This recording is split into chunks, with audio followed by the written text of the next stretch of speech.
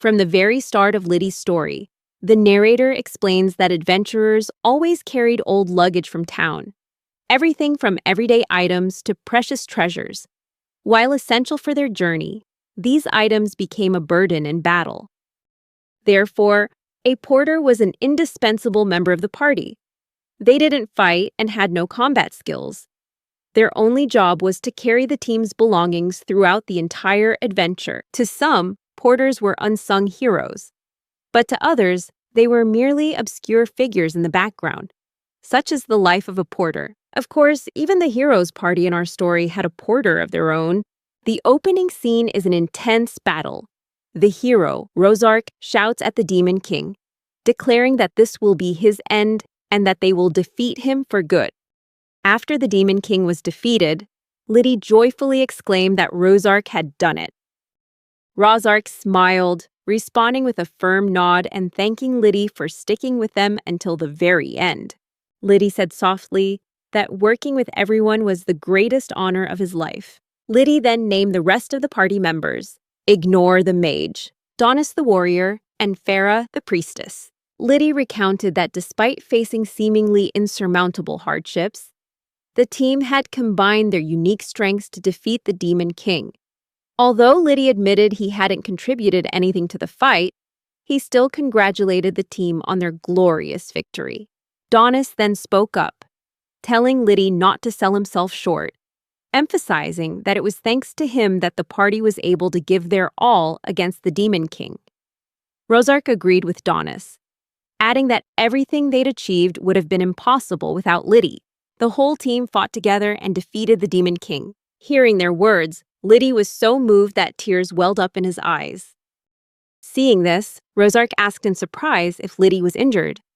Liddy shook his head, explaining that he'd just realized how incredibly lucky he was to have met and journeyed with them. He explained that 5 years ago, he was just a war orphan, but they had taken him in and accepted him as the party's porter. Liddy thanked the team once more, saying he felt truly fortunate to have worked with them. Ignore smiled and said the feeling was mutual.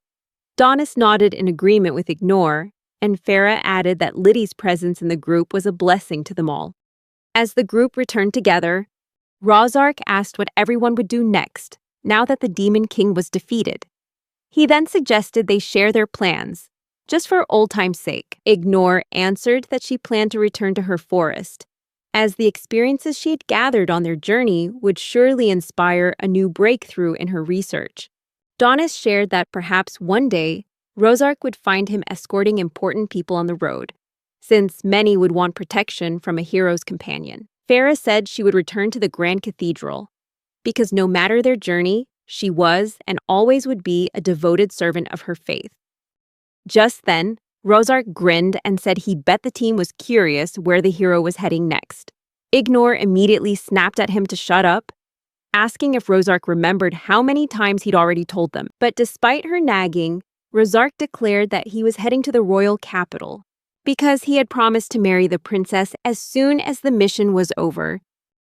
That was the whole reason he'd accepted this dangerous journey in the first place. Rozark continued, his voice dripping with smugness, boasting that not only was the princess stunningly beautiful, but he couldn't wait to find out what she was like in bed. Ignore couldn't help but retort that Rozark was as crude as ever. Farah added that Rozark would be the ideal partner for any young woman, if not for that personality of his. Rozark then turned to Liddy and asked if he wanted to come with him to the royal capital, promising him the honor of becoming the future king's first retainer. Liddy first thanked Rozark for the offer, but then declined, saying he'd made up his mind long ago. He wanted to become an adventurer. Hearing this, the entire party was visibly stunned. Ignore asked, her voice filled with surprise, if Liddy was really sure about this. Donis, looking tense, urged Liddy not to say he was planning to go alone. Liddy smiled and confirmed that he did, in fact, intend to start his journey as a solo adventurer. He further explained that he understood it was a long road ahead, but his goal was to one day be able to stand as their equal. Donis replied that he understood the decision, while admitting it would be an incredibly difficult journey. Farah added that it was an honor for Liddy to think so highly of them. Ignore, however, reacted strongly, saying loudly that they had to stop him. Donis immediately objected, asking how they could be cruel enough to crush his dream. Farah, while agreeing it was cruel, insisted they couldn't let Liddy go through with it. Ignore shared that Liddy had absolutely no aptitude for being an adventurer. She explained that she had tried her absolute best to teach him magic. But to this day, Liddy couldn't even light a single match. Donis also admitted that he had spent a great deal of time instructing Liddy in basic combat skills, but all his efforts were in vain. Liddy couldn't even use a simple dagger for self-defense. However, Farah cheerfully pointed out that Liddy had mastered social etiquette and the art of fine dining, which had to count for something, right? Even so, he still couldn't cast a single basic spell. Ignore expressed her opinion that Liddy had zero talent for anything combat-related, and that becoming an adventurer was the worst possible choice for him. She asked the group who was going to be the one to tell Liddy the bitter truth. Farah immediately refused, saying she couldn't do it, as she couldn't imagine putting Liddy through that kind of pain. Donis yelled at the two women not to look his way, as they couldn't possibly expect an old man like him to break his own grandson's heart. But Ignore cut in, insisting that Donis was the perfect person for the role. She told him to think about it. A soft-hearted grandfather having to speak the harsh truth of reality to protect his grandson from danger. Ignore went on to ask Donis if he thought he was doing the right thing, stressing that the role had to be his, as he had lived longer and had more experience than she did. But to everyone's surprise, Rozark suddenly cut in, asking what the hell they were all arguing about. He said bluntly that if Liddy wanted to go down that path, then they should just let him do what he wants. The group was stunned and asked if Rozark was serious. Ignore yelled, criticizing how he could say something so irresponsible, and asked if he felt any shame. Farah added that it was too dangerous, while Donis expressed that he thought at least one of them should go along to look after Liddy. Rozark shook his head, telling them they should reconsider. He pointed out that Liddy had grown up, and it was time for him to leave the nest. Then, Rozark turned to ask Liddy if he was sure about his decision.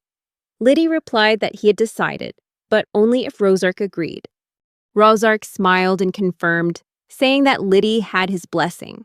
However, he added that he would only allow Liddy to become an adventurer on one condition, a condition he was sure Liddy would have no trouble fulfilling.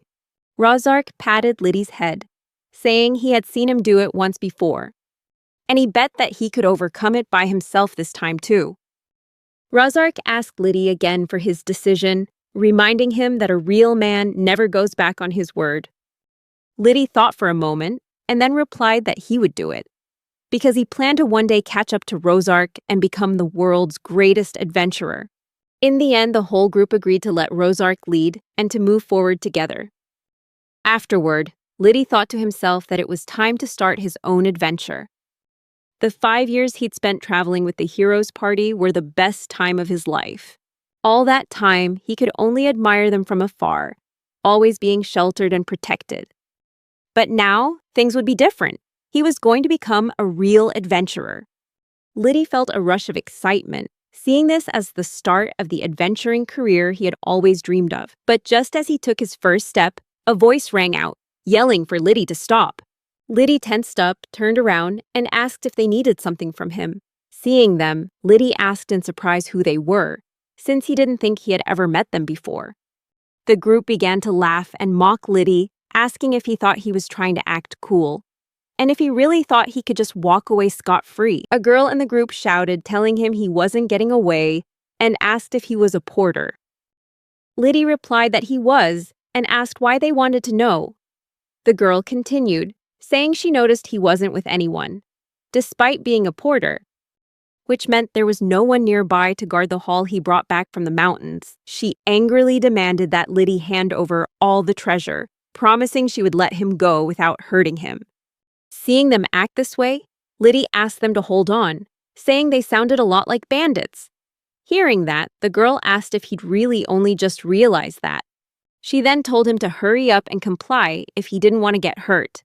Liddy looked shocked as he realized they were robbers. He began to circle them, saying that they really were bandits, and that it had probably been years since he'd run into a group like this. Liddy shared that his party had become so famous that partway through their journey, people just stopped coming after them.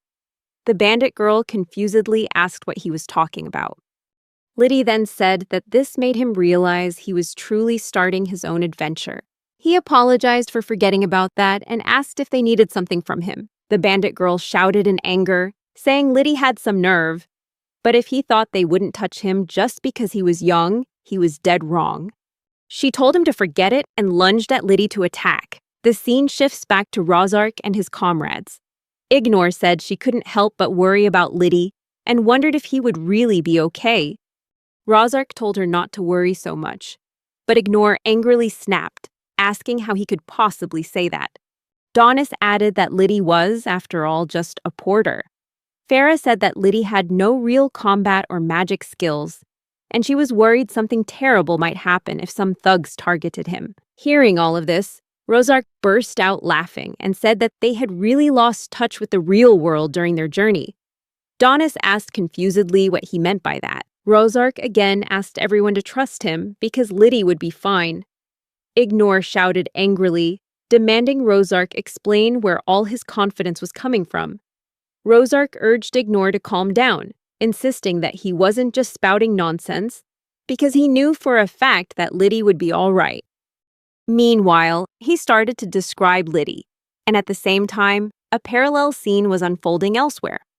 Rozark said that it was true Liddy was a porter and had no real fighting ability. But what everyone was forgetting was that Liddy was the hero's porter. At the same time, on the other side, Liddy was attacked by the bandits, but to everyone's surprise, he effortlessly dodged the blow. Rozark continued, saying that a porter's #1 job is to ensure the party's items don't get damaged during a fight, and Liddy had done that perfectly throughout their entire journey. Rozark asked if they had forgotten that they had once faced the Demon King and his entire army. He reminded everyone that even though Liddy didn't fight directly, it didn't mean he wasn't dealing with collateral damage. The Demon King's army rained tens of thousands of arrows on them at one point, and then there was the time they fought a dragon that leveled the surrounding landscape with its breath. Yet Liddy had kept all of the party's equipment completely safe through all those battles. In fact, it was that very skill that allowed Liddy to so easily dodge the bandit girl's attacks. The confused bandit girl asked what was happening, not understanding why none of her attacks were hitting Liddy. Liddy, getting stressed, told them to stop and said he needed to get going. In reality, it was all thanks to Liddy's support skill called evasion, which was now at level 79. Liddy once again reminded them that robbery is a crime and they should stop immediately. While Liddy was talking, a bald bandit lunged at him from behind. But by the time Liddy turned around, it was too late. He was hit. The scene cuts back to the hero party, where Farah asked what would happen if Liddy couldn't dodge an enemy attack. Rozark replied that nobody's perfect, and everyone makes mistakes sometimes. Liddy might slip up once, and something could hit the party's cargo that he couldn't dodge in time, but when that happens, Liddy will use his own body as a shield. In fact, Liddy has a skill called Endurance at level 85. So, when the bald bandit hit him with a club, the club shattered. The tense bald bandit asked, "What the hell just happened?" Liddy apologized for the broken club, and the bald bandit was even more shocked to see that Liddy was completely unharmed. Liddy then asked the two bandits if they understood that doing bad things would get them nowhere in life. He advised them to stop robbing innocent travelers. Both bandits seemed a bit bewildered by Liddy's words. Liddy then pulled out a knife and said that if they continued with their plan, he would have to teach them a lesson. The bald bandit tensed up, but just then, Liddy accidentally cut his own finger because his combat skill was only at level 0, and he realized that using a knife was still too difficult for him. So, for now, he figured he needed to do something scary enough to make the bandits give up being robbers for good. Suddenly, Liddy remembered something. The scene cuts back to the hero party, where Donis asked about the times Liddy had to defeat enemies. He pointed out that you can't just defend and expect to get out of every confrontation unscathed. Rozark asked if they were serious, saying that was the last thing they needed to worry about. He explained that a porter's job is to carry the group's goods, not to fight. Rozark continued, saying they had defeated golems and killed dragons. And since most of their body parts were valuable, they always tried to bring back as much as possible. Rozark asked the group again, who was the one able to carry those boulders and even the entire dragon on his back? He added that it was Liddy, and as far as they knew, he was probably the #1 weightlifter in the world. When the scene cut back to Liddy, the bandits were completely stunned by something. They were astounded because Liddy had just effortlessly lifted a giant boulder the size of a house. This was thanks to a support skill called Backpacker, which was at level 99. The bandits in disbelief asked him who on earth he was. Liddy smiled and calmly replied that he was the porter for the hero's party. Hearing this, the bandits were both stunned and terrified, and they begged Liddy to spare them. Without hesitation, they started to run away. Just then, Liddy yelled, demanding they swear to never rob innocent travelers again. Once the bandits had fled, Liddy smiled and set the boulder back on the ground. The scene cuts back to Rozark, who said that while Liddy didn't fight directly in the battles against the Demon King's army, they shouldn't be mistaken. Liddy was incredibly strong. It's like how a hero becomes the world's greatest adventurer. Being a porter for heroes made Liddy the world's strongest porter. Rozark added that from now on, it was time for Liddy to start his own adventure, and he couldn't be more excited to see him succeed. The scene shifts to the next day in the Casimir Kingdom, specifically the provincial city of Tikar. This was one of the human towns located near the Demon King's castle, serving as the first line of defense against any monster invasions. Despite its proximity to monster territory, the city had never let a single monster cross its borders, and it had stood strong as a fortress against the Demon King's army for the past 10 years. When Liddy arrived in the kingdom, he was incredibly surprised to see that everyone seemed to be holding a huge party in the city. He figured that news of the hero's victory over the Demon King must have reached the people here. This was likely thanks to Farah's magic.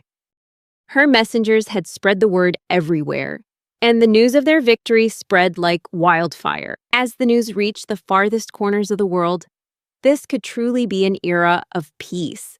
In the kingdom, children were running, playing, and cheering that they were the heroes. This sight made Liddy feel incredibly happy because they had truly brought peace to everyone. Liddy wondered if he could ever hope to achieve something like they did.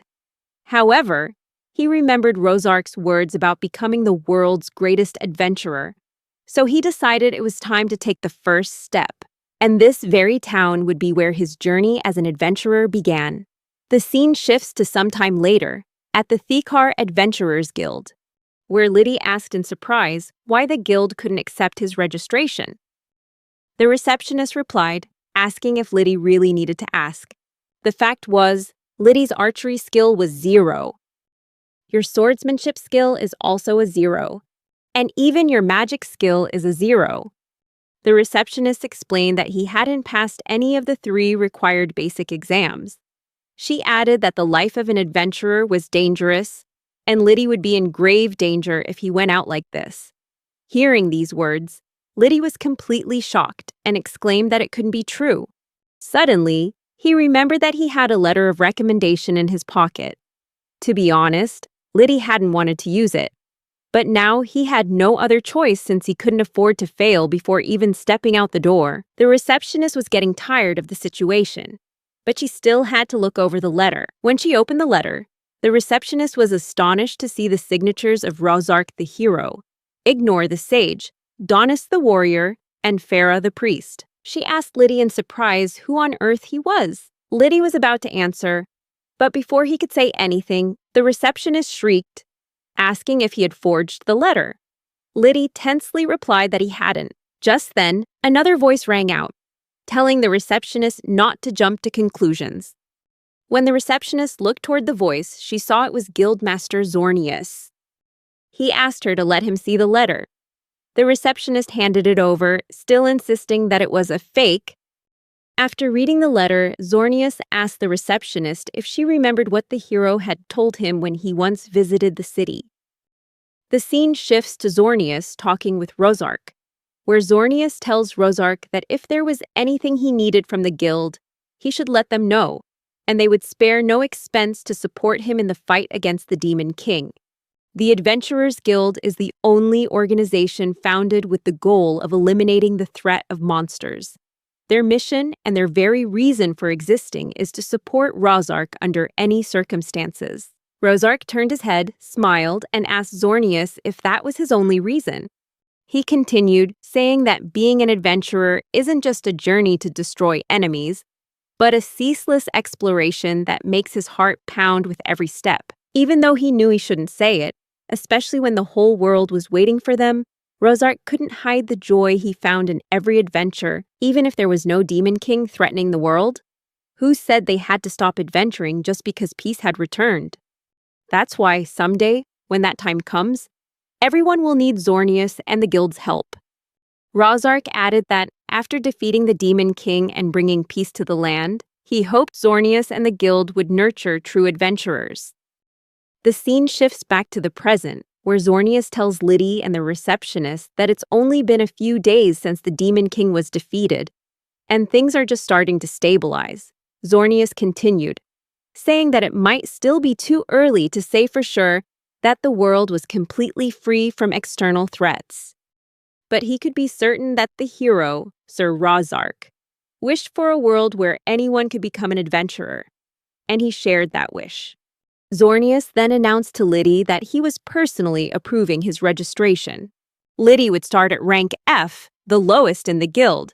Zornius also reminded him that he expected Liddy not to let him down. Liddy joyfully replied, promising to do his best and thanking the guildmaster. Afterwards, Liddy began to celebrate while Zornius headed inside. However, the receptionist hurried after Zornius with more questions. She asked Zornius if he was really going to let the boy risk his life like that. Zornius replied that no, that wasn't how it was going to be, adding that the boy was not a child anymore. The receptionist was stunned to hear this, while Zornius had high hopes for Liddy, as he knew the boy had once been a young porter for the hero's party. The scene shifts to some time later, with Liddy looking at the quest he had received. His first quest was a delivery to the next town before sunrise. After reading it, Liddy was thrilled because this was an easy job for him. It was no different from his work as a porter, but this was his important first step on the path to becoming an adventurer, so he couldn't mess it up. Liddy shouted, resolving that he would get this package to its destination safely, or he'd never become a true adventurer. He stood up and hoisted the crate onto his back, but just as he lifted it, he heard someone cry out. Startled, Liddy put the box down and opened it to see what was inside. He was surprised to find a girl and a baby dragon inside. He realized that the cargo he was supposed to deliver was actually the girl. The girl told Liddy not to mind her, saying she was just an item to be delivered. Liddy was stunned to see an item that could talk. He replied that he didn't believe her, saying she was trying to smuggle herself out of town by filing a delivery request. Hearing this, the girl's expression changed, and she did not look pleased at all. Liddy then told the girl she couldn't do that, as the guild has different procedures for escort and delivery quests. He told her to go back and submit the proper request. The girl was silent for a moment. Liddy whispered that he was quite surprised by how calm she was. He asked her how she could be so composed, noting that even though the dragon was small, it was still a dragon. Liddy thought about how rare dragons were in this region and remembered fighting dragons that had flocked from all over. So he'd gotten used to the idea of them existing. The girl then spoke up, feigning that he must be a seasoned adventurer to remain so calm in the situation. If that was the case, she wanted to make a direct request. She knew it was a big ask, but could he please help her get to her destination? She put on a pitiful face and begged for Liddy's help. Liddy replied that this was against regulations. But suddenly, to his surprise, the girl saw something and hurriedly hid inside the box. Liddy, confused, asked why the girl was hiding in the box and what was going on. Just then, a boy named Roka called out to Liddy, asking if he had seen a little girl pass by, carrying a small dragon. Liddy asked Roka what he planned to do with the girl if he found her, and whether she was related to him. At that moment, a deep voice from Roka cut Liddy off, telling him not to bother and to just answer what Roka asked. Roka told Roka to let him do the talking. Then, Roka explained to Liddy that the girl was a nobleman, and they had been tasked with bringing her back unharmed. Roka leaned in close to Liddy and said in a soft voice that he would ask one last time, had he seen the girl with the dragon in this neighborhood? Hearing this, the girl in the box began to tremble violently. At that moment, Liddy remembered a question he had once asked Rozark about how to decide whether to help someone. Rozark smiled and asked if he really needed to ask that question. Then, Rozark said with confidence that a true adventurer always sides with the righteous girls. In that moment, Ignore yelled, jokingly telling Rozark to stop teaching Liddy bad things. The scene shifts back to the present, where Liddy informs everyone that he hasn't seen any girl. Roka asked if that was true. Liddy then lifted the box onto his shoulder and said he had to go, apologizing for not being able to help. Roka suddenly asked Liddy about the things he was carrying in the box. Liddy replied that it was just some goods he needed to deliver. Roka asked Liddy again how much he was asking for the goods, as he was willing to buy them. Liddy replied that he was delivering it as part of a quest, so it wasn't necessary. Roka asked again if Liddy understood what he was saying. Liddy, a bit confused, replied that he was pretty sure he understood. Roka angrily shouted that Liddy didn't understand and demanded that he hand over the box immediately, or else Liddy would face severe consequences. Roka lunged at Liddy with a punch, but Liddy easily dodged it, causing Roka to slam into the wall. Roka cried out in pain from the hard impact with the wall, and Liddy quickly asked if he was okay. Roka screamed that Liddy had broken his arm. His anger flaring, Roka ordered his companions to kill Liddy immediately. But before anyone could act, Liddy had already dashed off. Everyone tried to attack, but Liddy easily avoided every blow. The men roared in frustration, wondering why they couldn't hit this boy, and questioned who this kid was. As Liddy started to run away, Roka yelled, ordering everyone to chase after him and not let that brat escape. However, by the time Roka finished speaking, Liddy had already run a considerable distance. Everyone was stunned, realizing that Liddy was no ordinary child. Roka quickly dismissed everyone's concerns, saying there was nothing to worry about. Liddy was just a kid, and they needed to catch up to him. When Liddy reached the end of the alley, he saw a group of soldiers blocking the way. Realizing he had to turn back, he was surprised to see Roka and his henchmen approaching from behind. Roka laughed loudly, saying that the entire city was surrounded by walls, and asked Liddy if he really thought he could sneak out through the gates that were locked at night. Roka taunted Liddy, saying he had nowhere to go now. Then he yelled, demanding that Liddy pay the price for breaking his arm, and promised to break every single bone in his body. Hearing this, Liddy thought to himself that Roka had done it to himself. He also thought that he could run back to the guild, but it would exceed the time limit for the quest. Liddy didn't want to cause trouble for the other adventurers, so he needed to find another way out. Suddenly, Liddy looked up at the wall, then gently tapped on the box. The girl in the box peeked her head out a little, telling Liddy that he could just hand her over to them. In fact, she insisted that they couldn't be put in any more danger. Liddy told her to be quiet and keep her head down for a moment. The girl looked at him, her face full of confusion. Liddy reassured her, telling her not to worry, saying he would never let them have her. Liddy smiled, adding that she was his precious cargo, and keeping his deliveries safe was the one thing he was good at. The girl stared at Liddy for a moment, a hint of surprise on her face, unable to look away from him. Meanwhile, Roka and his henchmen were closing in on Liddy, ready to attack. Without a moment's hesitation, Liddy picked up the box and used his throw skill, level 66, launching it over the wall. Everyone was stunned. wondering what the hell Liddy was doing and how he could throw something so far. They wondered if he was planning to take the girl down with him. As everyone's attention was fixed on the box, Liddy activated his sprint skill, level 72, and dashed toward the city gate, weaving through the dumbfounded crowd. The crowd was shocked by Liddy's speed, but they soon realized what was happening, wondering if he was actually going to break through the gate to escape. Outside the city gate, the guards stared at the box in confusion, having no idea what it was.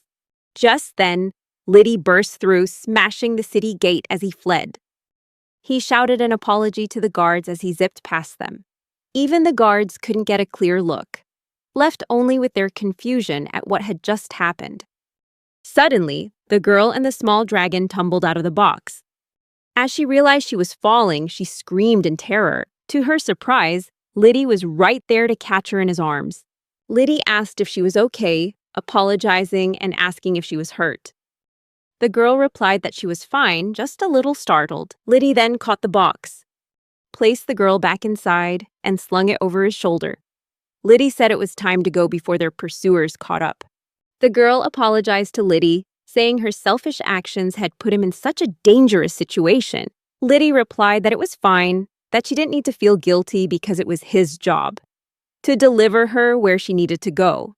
He told her to just sit tight. The girl then asked Liddy if they were heading to the next town. Liddy said yes, explaining that it would be their first stop.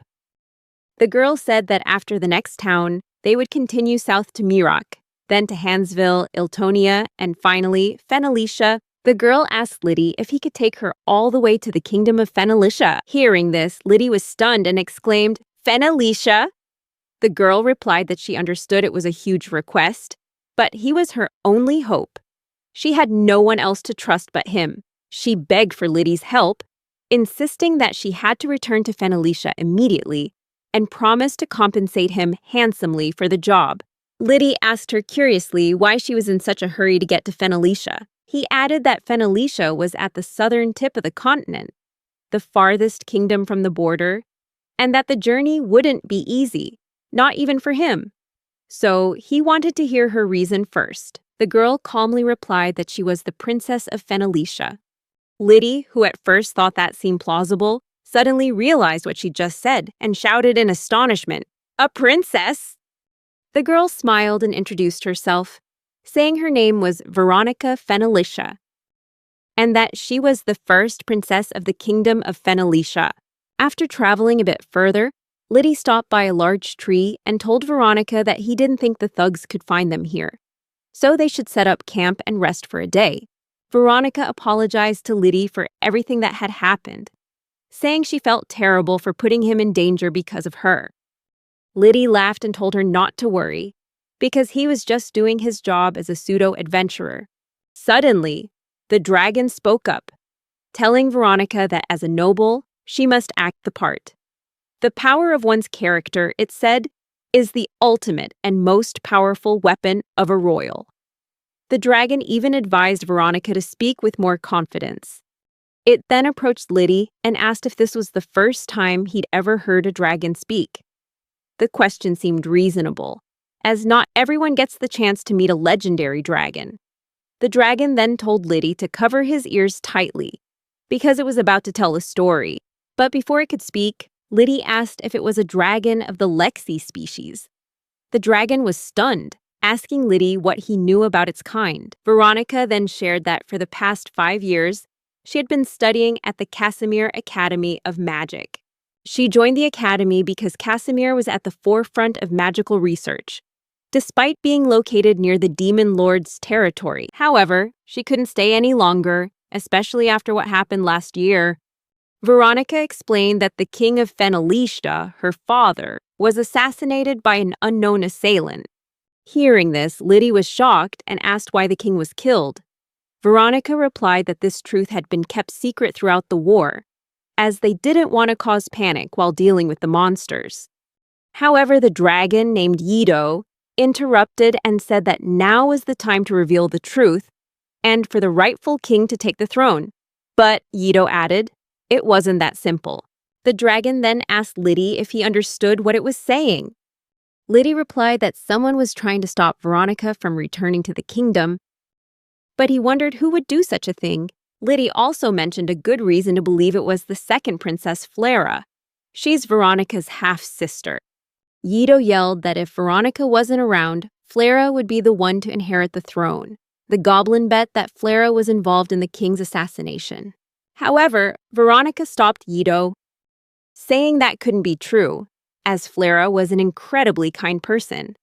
She believed Flera would never plot to kill her own father just for the throne. Veronica also shared that right now, she just wanted to find out what was really happening in the palace.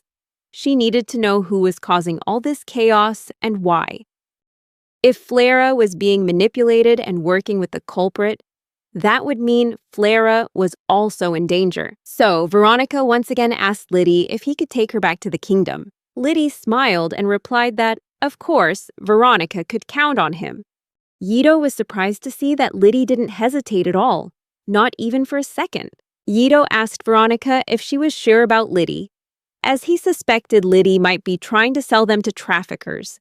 Veronica replied that she thought Yido was being too rude to Liddy, and they should at least trust him. Yido approached Liddy again, his face tense, and asked if he was truly ready for this journey. He acknowledged that Veronica would pay him a handsome reward when it was over, but also warned that the journey would be anything but easy. Liddy replied that he knew, but he still wanted to help, because that's what a hero would do in his position. Hearing this, Veronica was a bit confused, wondering why Liddy was talking about a hero. Liddy continued, saying that besides, it's not every day you get to work with a princess on your first quest as a newbie, and he truly appreciated the opportunity she'd given him. Veronica was overjoyed to hear that, but suddenly, Yido realized something, and urgently yelled for Liddy to stop, asking if he was really a newbie. Yido shouted at Veronica, insisting it wouldn't be okay, because Liddy was a complete rookie. Veronica replied that she'd seen Liddy outrun all their pursuers while carrying them, so she was confident they'd be fine. Liddy also said he would do his best. The scene shifts to Raka and his henchmen, where Raka is furious that they lost Liddy so easily. One of Roka's men asked if he thought Liddy and the girl had gone far and might have set up camp nearby. He asked if Roka wanted him to assemble a pursuit team. Roka said no, stating there was no point anymore, as their fates were sealed the moment they left Thikar. Xanamund was already targeting them. Hearing this, the henchman was surprised, asking if Roka was talking about the legendary assassin. Roka replied, yes. He was talking about the noble assassin Xanamund. He also shared that Xanamund has a perfect kill rate, with no one surviving to tell the tale. He warned that it was best to stay away from the assassin, unless someone wanted to know what it feels like to breathe through a slit throat. Hearing this, all the henchmen were terrified and fell silent, not daring to say a word. Finally, Raka told them to go home. The henchmen were also upset because they weren't getting paid for what they'd done. The scene shifts back to Liddy and Veronica, who are both asleep. Suddenly, Liddy sensed something and woke up. Seeing Liddy wake up so abruptly, a nervous Veronica asked what was wrong. Liddy replied that someone was approaching them. Veronica tensed up and asked if it was their pursuers. Liddy shared that from the sound of it, there seemed to be only one person. Liddy could tell this thanks to his hearing skill, which was at level 68. Right now, he could sense that the person was observing them from quite a distance. This person's skills were far superior to the henchmen who had chased them in Thikar, so Liddy thought they weren't in immediate danger. At this distance, the person would probably attack Veronica sooner or later, so Liddy decided to wait for them to make the first move. After they dealt with the first wave of attack, they would run for it. But before he could think any further, a magical cord shot towards Liddy and tied him up. By the time he realized he was the target, it was too late for Liddy to understand what was happening. Seeing this, both Veronica and Yido were in shock. Liddy felt tense, as he hadn't expected this at all. He thought the other person would aim for Veronica directly. In fact, monsters and beasts usually target humans and ignore auxiliary members of the party, including the porter, and Liddy had never been targeted during any of his adventures. But this time, they weren't up against a monster, and he was no longer a porter. This was normal when fighting human enemies, to target the support or those in the back before attacking the main target. Liddy cursed himself for being so stupid and realized this was what it felt like to fight as a real adventurer. Just then, Xanaman emerged from the forest, saying the ambush had gone more smoothly than he'd expected. He also shared that his intuition had warned him Liddy was highly capable, but it seemed he was wrong. His instincts weren't as sharp as they used to be. Yido anxiously urged Liddy to get up and demanded the assassin introduce himself. Xanaman replied that it was an honor to meet them, and introduced himself as Xanamund, from the house of Erdesh Barony. Xanaman also apologized for obstructing their journey, but he insisted that Veronica had been marked for death.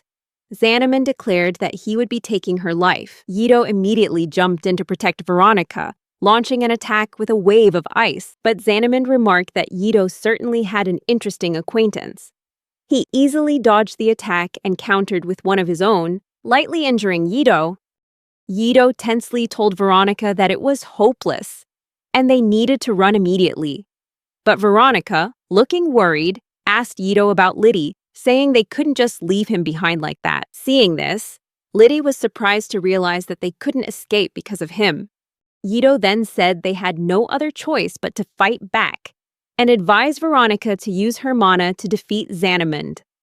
Veronica, with a sad and tense expression, refused, saying she couldn't do it because it would put Liddy's life in danger. Liddy immediately yelled for her not to worry about him and demanded that she act now, or else the whole group would die. Veronica was still distraught, not knowing what to do, but Liddy kept yelling, begging her not to hesitate. Meanwhile, Xanamund closed in on Veronica, preparing to strike. Finally, she had no other choice but to use her power. As she began to focus her mana, Xanamund was surprised, wondering if she was casting a wind spell. However, upon closer inspection, he realized it wasn't a spell. The girl was letting her mana run wild. She was unleashing all of it, creating a storm of pure destruction. Xanamund was stunned by her power, wondering how a single person could possess such a vast amount of mana. This was unprecedented. And he realized his barrier wouldn't be able to withstand the storm.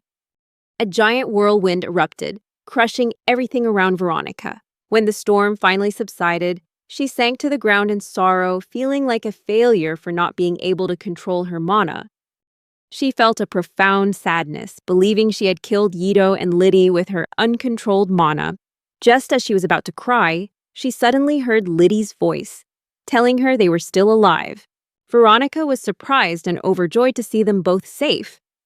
Veronica bowed her head and apologized to Liddy for the chaos, then confessed the truth, that she had never been able to control her mana, no matter how much she studied.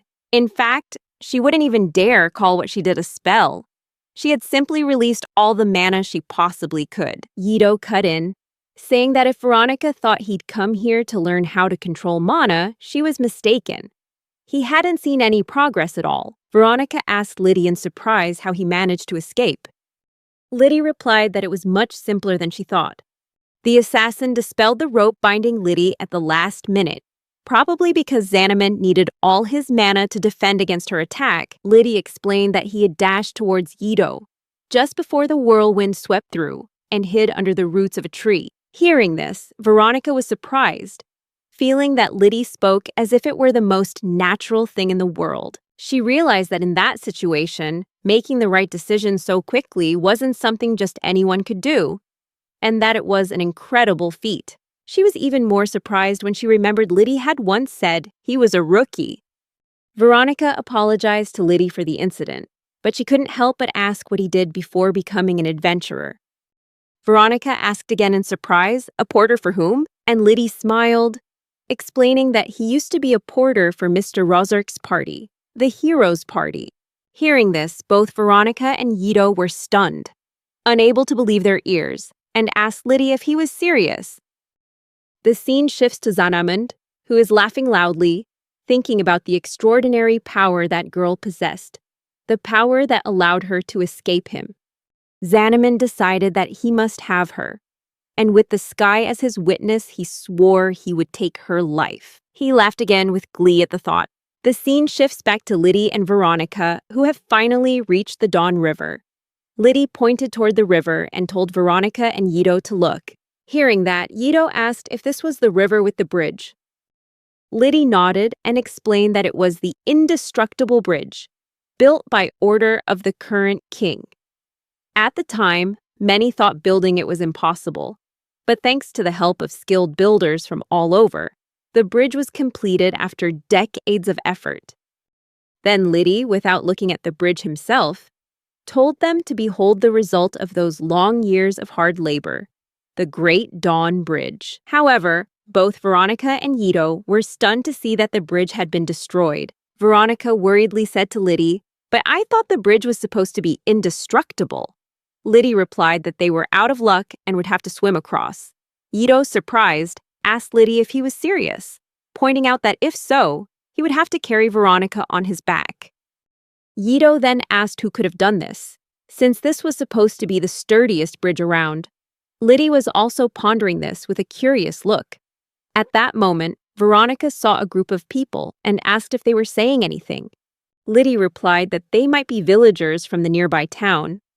Liddy used a hearing spell to listen in on them, then shared that the people were telling each other they should stay away from the riverbank. Suddenly, a creature emerged from the water. Upon seeing the creature, Veronica screamed that it was a sea serpent.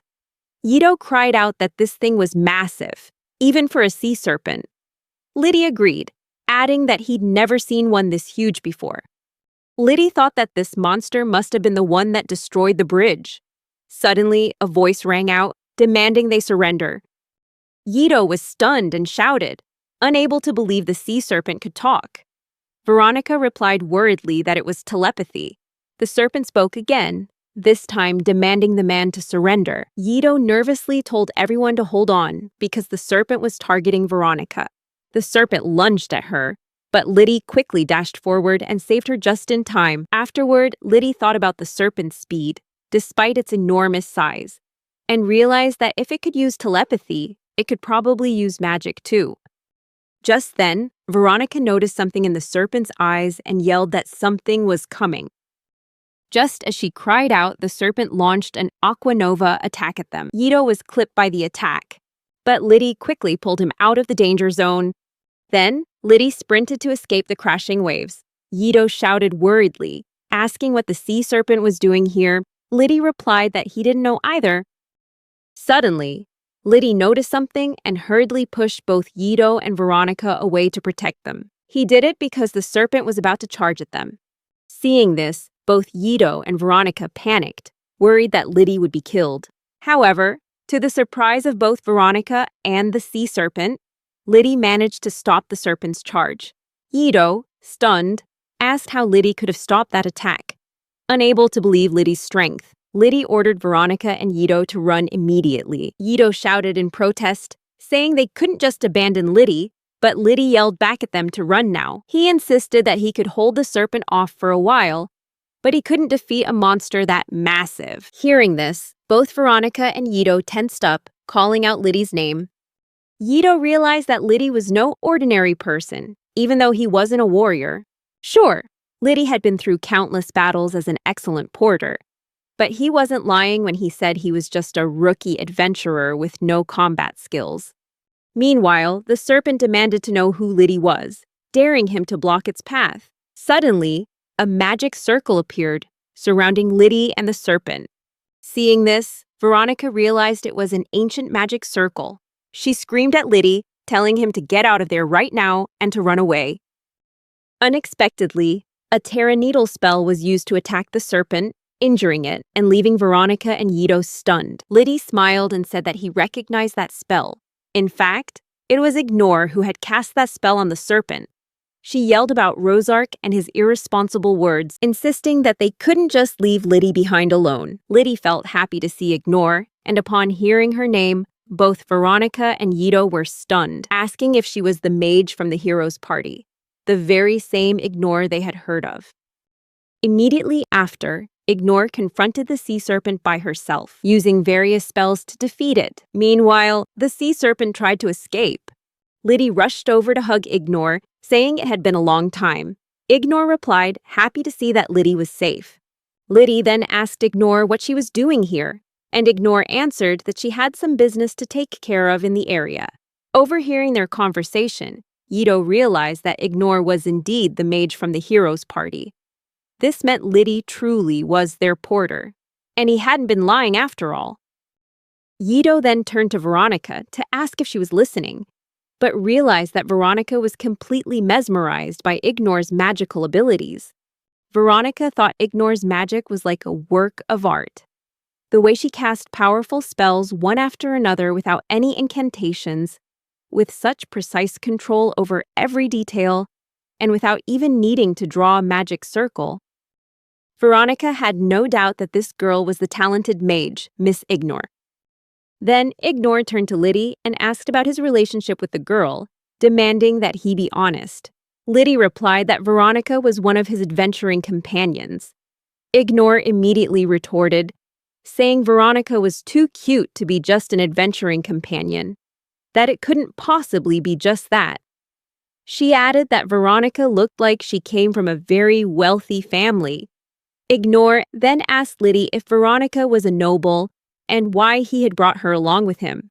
Liddy was about to answer when Ignore cut him off, insisting that it couldn't possibly be true.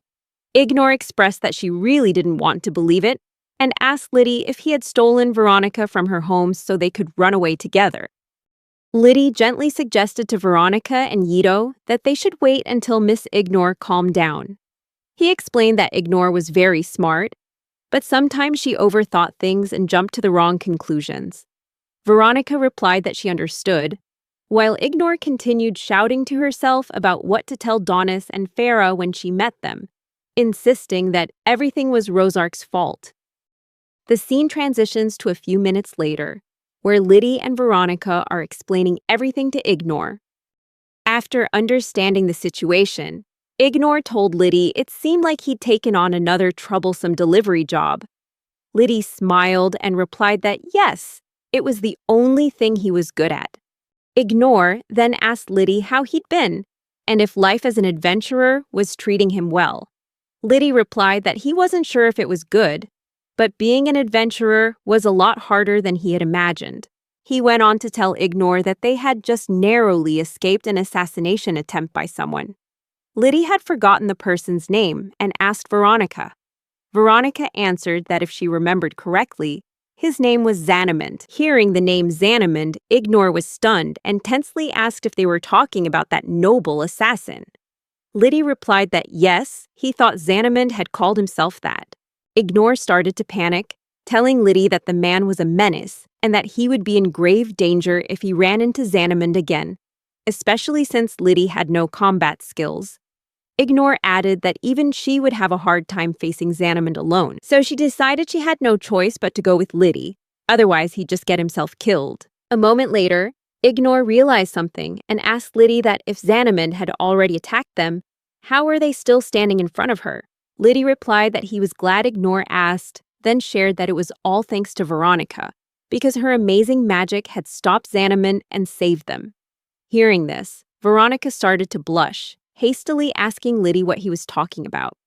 In a panic, Veronica cried out for Liddy to stop, asking if he was trying to embarrass her in front of Lady Ignore. Ignore, curious, asked Veronica what she meant by that. Veronica replied that unfortunately, it wasn't real magic. She'd just let her mana go out of control. At that, Veronica sadly apologized and bowed her head to Ignore. After hearing Veronica's words, Ignore asked again if she'd said she studied at Thikar, pointing out that the instructors there were clearly excellent. Veronica tensely replied that yes, it was probably because she had no talent for magic. Ignore thought for a moment and then asked Veronica to take her hand. Veronica, confused, took Ignore's hand and wondered what was happening. In that moment, Ignore used some kind of spell to investigate something. After a minute, Ignore opened her eyes and exclaimed that she knew it all along. No wonder the instructors there couldn't teach Veronica anything. Liddy curiously asked Ignore what it was. Ignore replied that she had something to tell both Veronica and Liddy. She then told Veronica that she had an abundant amount of mana but couldn't control her magic. As for Liddy, Ignore said that while he was a good porter, He had no way of fighting back against his enemies. With such a hopeless party composition, she doubted Liddy could get much further, let alone complete his journey. In fact, things had been snuffed out from the very beginning, all thanks to their encounter with Xanamund. At that moment, Ito looked at Ignore curiously, wondering what she thought of him. However, Veronica shouted that no matter what, they still had to reach their intended destination. Ignore cut them off, saying she would give them a quest. Hearing this, everyone was stunned and shouted in unison, asking what kind of quest it was. Ignore reassured them that if they could overcome their weaknesses, they would be able to solve their main problems. She repeated that, as mentioned before, they both had clear weaknesses. Liddy couldn't be allowed to continue this dangerous journey in his current state. However, if Veronica and Liddy worked together, they could compensate for each other's weaknesses. Ignore then shared that, for this quest, she wanted the two of them to defeat the sea serpent within 1 hour. Liddy asked in surprise if Ignore really wanted them to defeat the sea serpent. Veronica, panicking, asked how they could possibly do that. Ignore, not hearing Veronica's question, turned back to Liddy and asked if he could do it. Obviously, this quest was far beyond his capabilities, but Liddy still wanted to try. Even if the chances of winning were incredibly low, he still wanted to take on the challenge. That was the kind of determination an adventurer needed to have. Ignore then turned to Veronica and said she would explain why Veronica couldn't control her mana. But first, Ignore asked Veronica if one of her ancestors was an elf. Hearing this question, Yido exclaimed in disbelief, arguing that Veronica was the princess of a human kingdom and that it couldn't possibly be true. He added that if this news were to leak out, it would cause serious trouble. However, Veronica told Yido to stop and explain that, according to legend, the king from 4 generations ago, Idnil, the king of expeditions, was actually the son of a nameless concubine of the previous king. Ignore immediately cut in and revealed that the concubine was actually an elf, and children born between humans and elves are always blessed with mystical powers. This perfectly explained Veronica's condition. Veronica's immense mana was a result of her mixed elven and human blood. Hearing that, Veronica curiously asked if she really had elven blood in her. Ignore moved closer to Veronica and said that, in terms of mana levels alone, Veronica might even surpass her, which meant she was truly blessed. Ignore further explained that Veronica's poor control was due to her magic circle. Magic circles are magical constructs created by the user's mana to control magic. With an abundant amount of mana like Veronica's, no normal level magic circle could withstand it, causing it to break and her spells to go out of control. Ignore then said that normally, she would teach Veronica how to create a more robust magic circle to handle her immense mana. But this wasn't something Veronica could learn in a single day. Hearing this, Veronica sadly replied that she felt very disappointed in herself. Even though Liddy had tried his best to help her, and now she even had Lady Ignore's guidance, she still felt like she couldn't do anything in return, and that was just too cruel. Ignore smiled and said that Veronica was perfectly capable of doing it. Since your problem stems from your bloodline, elven-related issues require elven solutions. Ignore then asked Liddy to pay attention, emphasizing that the success of this mission depended entirely on him. Liddy, confused, asked what this had to do with him. The scene then shifts to the shore of the Dawn River, where Liddy and the others were standing on the shore. People from a nearby village tried to warn them about the sea serpent, but Liddy apologized for causing trouble and explained that they were preparing to face the serpent. Hearing this, the astonished villagers asked if he was insane. Ignore explained that the sea serpent monster lived by absorbing mana, and with Veronica in the group, it was certain to appear again. Therefore, they needed to stay vigilant. Veronica replied that she understood. At that moment, Yido, a little annoyed with Ignore, said that he initially thought she was an intelligent and beautiful person. But then she came up with such a dangerous plan, making him wonder if all elves were that cruel.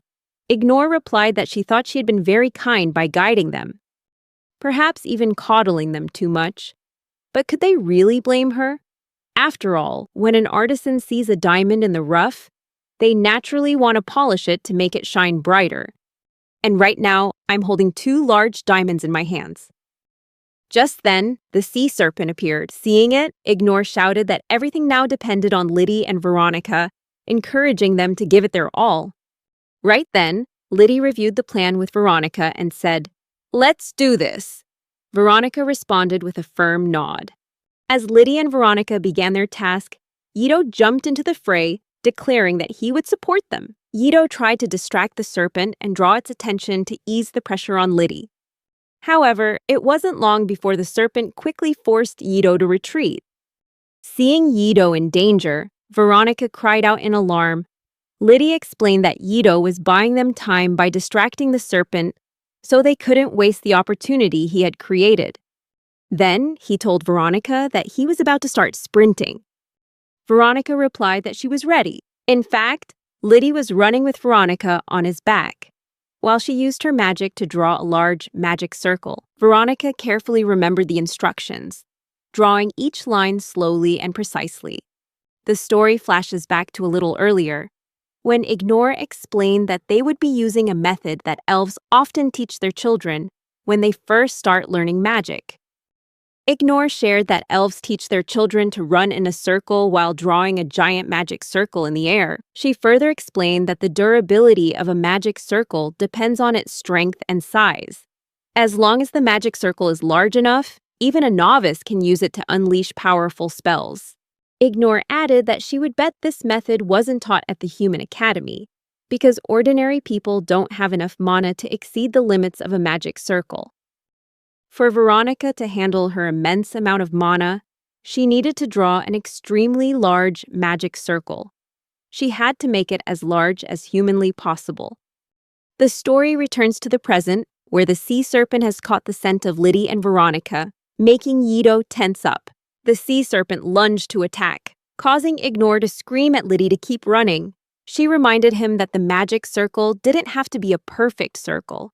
It was enough as long as the lines in the air formed an arc. Ignore also yelled at Veronica, telling her to stay focused and not to break the line, or the magic circle would be nullified. "Okay," Liddy and Veronica replied in unison and began to focus intently. Meanwhile, Ignore whispered to herself, cursing Rozark as an insufferable fool, a brute, and a scoundrel who didn't know when to stop joking. But, she admitted, the one good thing about Rozark was that he never lied. Meanwhile, Liddy was dodging every attack from the serpent by moving in a zigzag pattern. He turned his head back to ask Veronica if she was okay and if he was shaking her around too much. Veronica replied that she was fine. Liddy then shouted encouragingly, "You can do this!" and urged her to show everyone the results of her relentless efforts. He reminded her that she'd spent the last 5 years studying magic, which was almost as long as he had been dreaming of becoming an adventurer. Liddy placed his absolute trust in Veronica, saying that if anyone could do this, it was definitely her. Filled with confidence, Veronica shouted, "I'll definitely do it!" Meanwhile, the sea serpent began to create a binding magic circle, making Yito tense up as he realized that both Liddy and Veronica were trapped, unable to escape its jaws. Just then, Liddy shouted at the snake, telling it that it couldn't catch them that easily, and to never underestimate a porter from the hero's party. With that, he leaped into the air using his level 96 jump skill. At the same time, Veronica hoped the magic lines she was drawing would connect successfully. Finally, she was able to link the lines, forming a complete circle. Seeing this, Yito was stunned, realizing that Veronica had finally done it. With the sea serpent now right over the magic circle, Liddy yelled that it was all up to her to finish it, wishing her good luck. Ignore congratulated Veronica on properly completing her first spell, and advised her that she didn't need to use any complex incantations for this first time. She encouraged Veronica, telling her to start with the basics.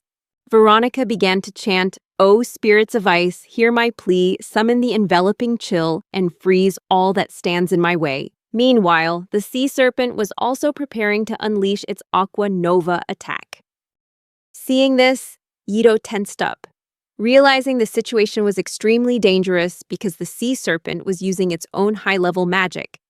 Just then, Veronica completed her spell, Icy Breeze, a level 1 spell, to counter the serpent's level 49 attack. As the two spells clashed, Veronica worried about the outcome. To everyone's surprise, the sea serpent's entire body was completely frozen by Veronica's spell. After being frozen, the serpent fell into the river. Witnessing this, both Liddy and Veronica burst out in joy, realizing they had succeeded. Yito was also astonished, unable to believe that Liddy and Veronica had actually taken down the sea serpent. He even told Liddy to look, saying they could do anything if they dared to try. Liddy humbly replied that he didn't think he'd done much, feeling like he'd just been running around in circles. Veronica quickly cut in, telling him not to downplay his own worth, emphasizing that they couldn't have succeeded without him.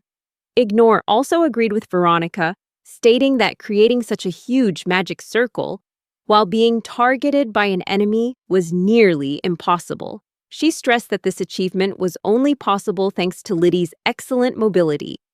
Afterward, Ignore announced that both Liddy and Veronica had passed the test, praising them for excellently using their individual strengths to cover for each other's weaknesses. They were both overjoyed and thanked Ignore for her help. The villagers were also thrilled because the sea serpent had now become a makeshift bridge, which they saw as a true miracle. Some even praised Liddy and Veronica for not only defeating the sea serpent that had terrorized the region, but also creating a new bridge for the village. The entire village thanked Liddy and Veronica for their help. Hearing these words of gratitude, Liddy was moved to tears. This made Yito laugh and tease him, asking why he was bawling his eyes out like that, and that a man shouldn't cry in public. Veronica quickly told Yito to stop teasing Liddy. Liddy just laughed and apologized for crying. Ignore admitted that Rosark was right, that Liddy truly was special, and that his positivity brought hope to everyone around him. She thought that without a doubt, Liddy would become a great adventurer in the future. As things began to settle down, Liddy asked Ignore if she wanted to travel with them for a while. Ignore thanked him for the offer, saying she'd love to join, but unfortunately, she couldn't, as she had a small matter to take care of first. Veronica then timidly stepped up to Ignore and expressed her gratitude. She thanked Ignore profusely, explaining that she was able to cast her first ever spell. Veronica added that she believed it was all thanks to Ignore's wonderful guidance, and she would always cherish this experience. Ignore, feeling a bit weary of the emotional display, told Veronica not to get so worked up, saying she only taught her the basics. Finally, Ignore said her goodbyes to everyone. Before leaving, Ignore said that she would always be cheering them on in their journey ahead. She encouraged them to be confident in their path and expressed her belief that they would be able to overcome any challenge that lay before them. Liddy and Veronica cheerfully declared that they definitely would.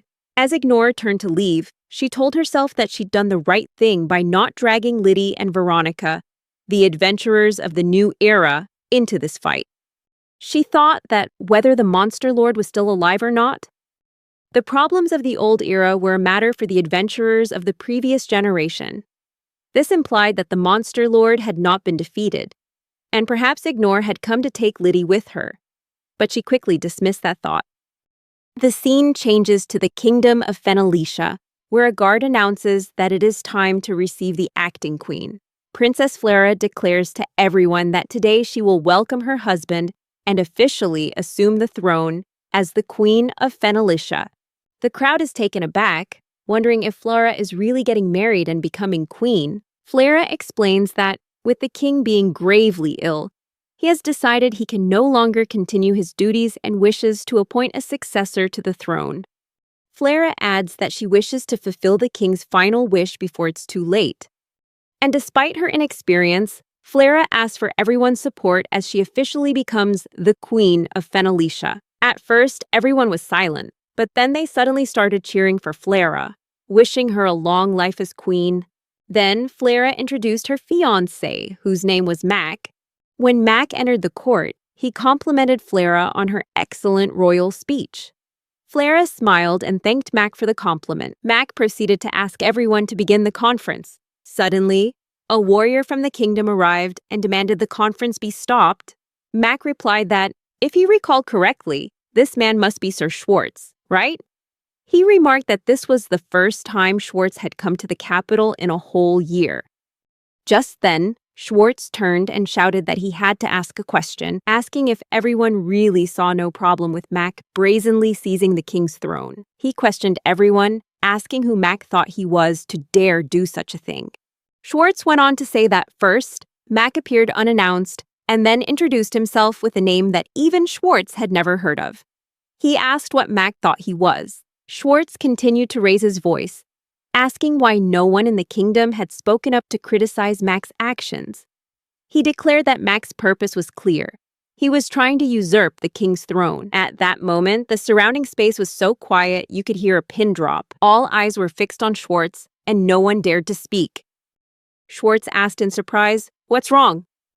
"Why is everyone looking at me like that?" Suddenly, Mac stepped up behind Schwartz and clapped, complimenting him on his excellent declaration and praising Schwartz's brave. Schwartz was stunned, not realizing when Mac had moved behind him. Mac approached Schwartz, placed a hand on his shoulder, and said that Schwartz was completely different from the rest, who only knew how to follow orders. He acknowledged that Schwartz had the courage to criticize things he felt were out of place. Mac added that it was an excellent quality in times of war. Immediately after, Mac suddenly attacked Schwartz, declaring that people like Schwartz have no place in an era of peace. After Schwartz was killed, Mac returned to sit on the throne and asked if anyone else had any objections before they continued. Seeing the murderous aura radiating from Mac, everyone was terrified and fell silent. Suddenly, a girl tried to speak up, saying she had a report for His Majesty. Marie, the head of national security, smiled at Mac and asked what he wanted to know. She apologized for bearing bad news, explaining that the security team had been unable to secure Princess Veronica in Thikkar. Marie reported that Princess Veronica had escaped and her current whereabouts were unknown. She feared that Veronica might be on her way back to the kingdom. Upon hearing this, the entire crowd was astonished. Mac remarked that this seemed like a serious problem and asked Flara what they should do. However, Flara looked at Marie with a furious glare. Seeing Flara's furious glare, Marie was frightened and began to tremble. Flara then immediately asked how that could have happened. Marie nervously replied, saying she was just reporting the situation. Flara yelled that she didn't need any reports. She just wanted results. And only results. She told Marie that if she couldn't complete such a simple task, then it would be best to find someone else to take Marie's place. Hearing this, Marie was completely stunned with fear. She bowed before Flara and said she would immediately arrange a new capture team, and begged Flara to give her one more chance. Mac laughed loudly, saying that was quite an impressive performance. Flara assured him it wasn't just a performance, because she would absolutely not let Veronica take the throne. The scene shifts to Liddy and Veronica, who are fishing. Veronica struggled and struggled but couldn't catch a single fish, which led Yido to advise her to just give up, since not everyone is born a master fisherman. Veronica asked Yido if he was saying she was useless at fishing. In fact, her fishing skill was only level 1. Veronica shared that she believed the key to being a successful fisherman was patience. She had read it in a book, so she knew. Yido then asked why she didn't take a look at Liddy's results. When Veronica looked over, she was surprised to see that Liddy had caught a lot of fish. Liddy cheerfully said that he'd caught a whole bunch, and his success was thanks to his fishing skill, which was currently at level 76. Besides that, Liddy also found a lot of fruit using his gathering skill, which is currently at level 71. Afterwards, he cooked using his level 88 cooking skill. Liddy made a dish called longtail fish aqua pasta, along with plenty of vegetables and a vegetable soup. He invited both Veronica and Yido to have some. Seeing the food, both Yido and Veronica were amazed, and after eating, they praised how delicious it was. Liddy replied that he was glad they liked it. Yido curiously asked where Liddy learned to cook this. Liddy answered that he was usually the one in charge of meals in the hero's party. Liddy also shared that it really brought back memories, because back in his hero party days, they often had to cook with whatever they could find on their journey. Everyone had their own tastes, so preparing meals to suit each person was a real challenge. Sometimes, he even had to sneak in a few things they didn't like to make sure they had a balanced diet. Ito asked in surprise if Liddy was their nanny. Liddy replied that he was sure Veronica would get better at fishing if she kept at it. Ito said he didn't know that, and Veronica replied that she used to love staying inside the castle all day. She shared that she would often read, study on her own, and pretend to be a mage, but Flera was the complete opposite. Flera loved going out and exploring the world outside. Veronica added that sometimes Flera would coax her into sneaking out of the castle, and they'd get scolded for it together. Veronica asserted that if Flera were here with her, she'd definitely become a skilled fisherwoman in no time. Veronica's eyes welled up with tears as she said that she really wanted to see Flera. Ito was surprised to see her like that. While Liddy gently placed a hand on her shoulder, comforting her, "Don't worry, you'll see Flera soon." Liddy also promised to take Veronica home. Hearing those words, Veronica was impressed and couldn't stop looking at Liddy. Ito also reminded Veronica not to forget that she had his help too. Veronica was very happy and apologized to them both for worrying them. She then shared that she had made up her mind. No matter what difficulties stood in her way, she would definitely see Flera again. The scene shifts to that evening as Liddy and Veronica finally arrived at Mount Xavier. Liddy pointed and told everyone to look up. Ito replied that it seemed Liddy was only seeing one mountain, while there were many here, and he didn't know which one was Mount Xavier because they all looked the same. Liddy replied tensely, telling Ito that if he just looked closely, he'd recognize it immediately. Because Mount Xavier has a shimmering aura around it, this is the homeland of Donis, the warrior from the hero's party. Liddy added that it was no mistake to call it a historic site. At that, Ito looked confused because he couldn't see any aura. Liddy happily shared that he never thought he'd get the chance to see Mount Xavier so soon. Suddenly, Ito became tense and urgently told Liddy to stop. Ito desperately pleaded with Liddy not to say that Mount Xavier was actually home to a den of dragons. Liddy replied firmly, stating that there were no dragons in the Mount Xavier area. However, Ito pointed towards some dragons and asked if they were heading their way. Veronica curiously asked Ito if those dragons were his friends. Ito yelled angrily, denying it immediately, saying of course not, and told Veronica not to lump him in with those low-level monsters. Ito then explained that those creatures were winged drakes, a species of dragon that wasn't very intelligent, to the point that you couldn't even converse with them. Ito added that winged drakes are the only type of dragon that lives in flocks, and a flock this size usually means they're on the hunt.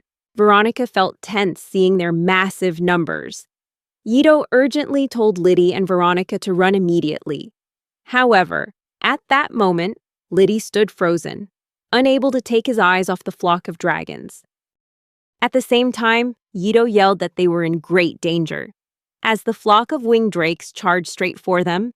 Although they can't use magic, they possess sharp claws and beaks, plus thick, tough hides. These dragons are most dangerous when they hunt in a pack. Veronica suggested to Ito that he should talk to the winged drakes, thinking they might listen to him since he was a dragon. Ito shouted angrily, telling Veronica not to be stupid, reminding her that he'd already said they weren't like him. He continued to scream that they had to run immediately. Meanwhile, Liddy stood silently, which made Ito shout frantically, asking what Liddy was doing, because they needed to get Veronica out of the situation. Liddy wondered in confusion why the winged drakes were flying towards Mount Xavier. Ito was just as confused, asking how they were supposed to know that. Ito explained that from what he knew, these dragons just wanted to chase them out of their territory. Liddy then asked tensely, "Don't tell me Donis's homeland is being attacked by those winged drakes." Suddenly, a winged drake attacked Veronica, but Liddy quickly jumped in and dodged the blow. Yido hurriedly urged Liddy to get them out of this area. Liddy mentioned that he thought there were a lot of dwarves living on Mount Xavier, and if they ran in that direction, they would lead the flock of winged drakes right to them. Hearing this, Veronica was surprised, while a tense Yido shouted at Liddy, unable to believe he was actually planning to fight. Liddy answered firmly, saying they had to stop the flock of winged drakes right here and now. Yido asked again if Liddy was seriously joking, but Liddy just dodged another attack and asked Veronica if she could use her magic to deal with the winged drake flock, adding that he'd help her create a magic circle just like before. Veronica, still bewildered, asked Liddy if he was sure, explaining that creating a magic circle large enough for her spell would take time, and she was worried a winged drake could charge in, break the circle, and cause the spell to fail. Liddy nodded, confirming she was right and admitting he hadn't thought of that. He said the only option left was for Yido to use his magic to blast them away. Yido was stunned and asked Liddy if he seriously thought he could do something like that. Liddy, confused, asked Yido why he couldn't. Yido yelled back, asking what Liddy meant by that, and finally decided to explain it to him. Yido explained that maintaining a magic circle requires a great deal of concentration, and that creating one while moving is typically something only experts can manage. The fact Veronica could do it was nothing short of phenomenal. In fact, Yido admitted that he didn't have a single spell with enough mana to get rid of all the drakes pursuing them. Hearing this, a tense Liddy asked what they were going to do. Then he realized that neither Yido's nor Veronica's magic would be effective, which meant he had to come up with another plan. He felt a bit frustrated with himself, wishing he could fight on his own. Then things wouldn't be so difficult. Just then, a drake suddenly swooped in to attack from behind, causing Veronica to cry out in panic, warning Liddy. However, it was too late for Liddy to react.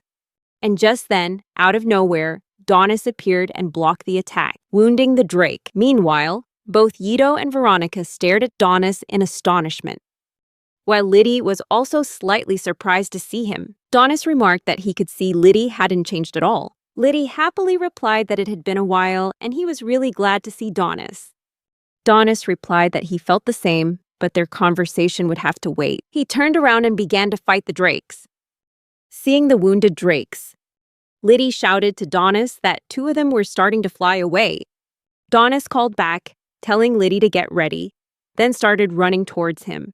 Liddy yelled back and got into position, readying himself for something. Yido and Veronica looked at each other in confusion, not understanding what he was about to do. Just then, Donis leaped onto Liddy's hands, and Liddy used his strength to vault Donis high into the air.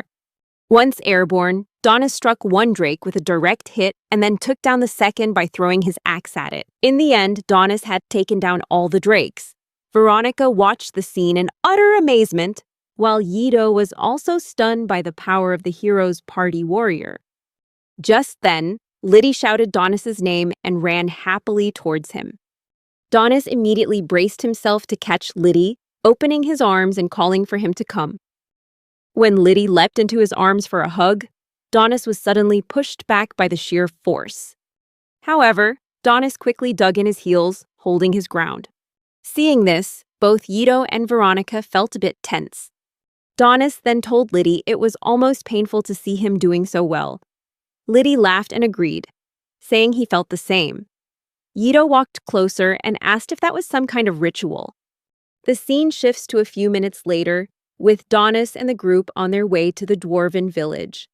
Along the way, Donis shared that while Liddy might seem dependable now, he was a total liability when he first started out. Donis explained that Liddy used to run away screaming at the sight of any monster, no matter how weak. A surprised Veronica replied that she had no idea, while Yido, also taken aback, asked if Liddy was really that much of a coward. Liddy, embarrassed, pleaded with Donis to stop making him look bad. Donis then admitted that his adventures with the hero had really warped his sense of normalcy. He realized he hadn't noticed how different their party was until he returned to normal society. Donis further explained that he met Liddy because Liddy was exceptionally strong by human standards. Hearing this, Liddy blushed and smiled brightly. Yido tensely remarked that he thought Donis's common sense was still a bit lacking. adding that launching him several dozen meters into the air was a serious underestimation of Liddy's power. Donis then bowed to Veronica and Yido, expressing his wish for them to continue being good friends with Liddy. Flustered, Veronica tensely told Donis not to be so humble, assuring him they were very happy to be friends with Liddy. Donis then told them it was time for them to part ways. He pointed in one direction and explained that this path would lead them to Fenalicia. Just then, Liddy hesitated for a moment, but finally asked if he could help Donis deal with the winged drakes. Donis replied that he had intended to keep this to himself so as not to worry Liddy, but it seemed Liddy had become much more perceptive. The scene then shifts to when Liddy and the others finally arrived at Donis's hometown. Liddy eagerly asked Donis if this was really his hometown.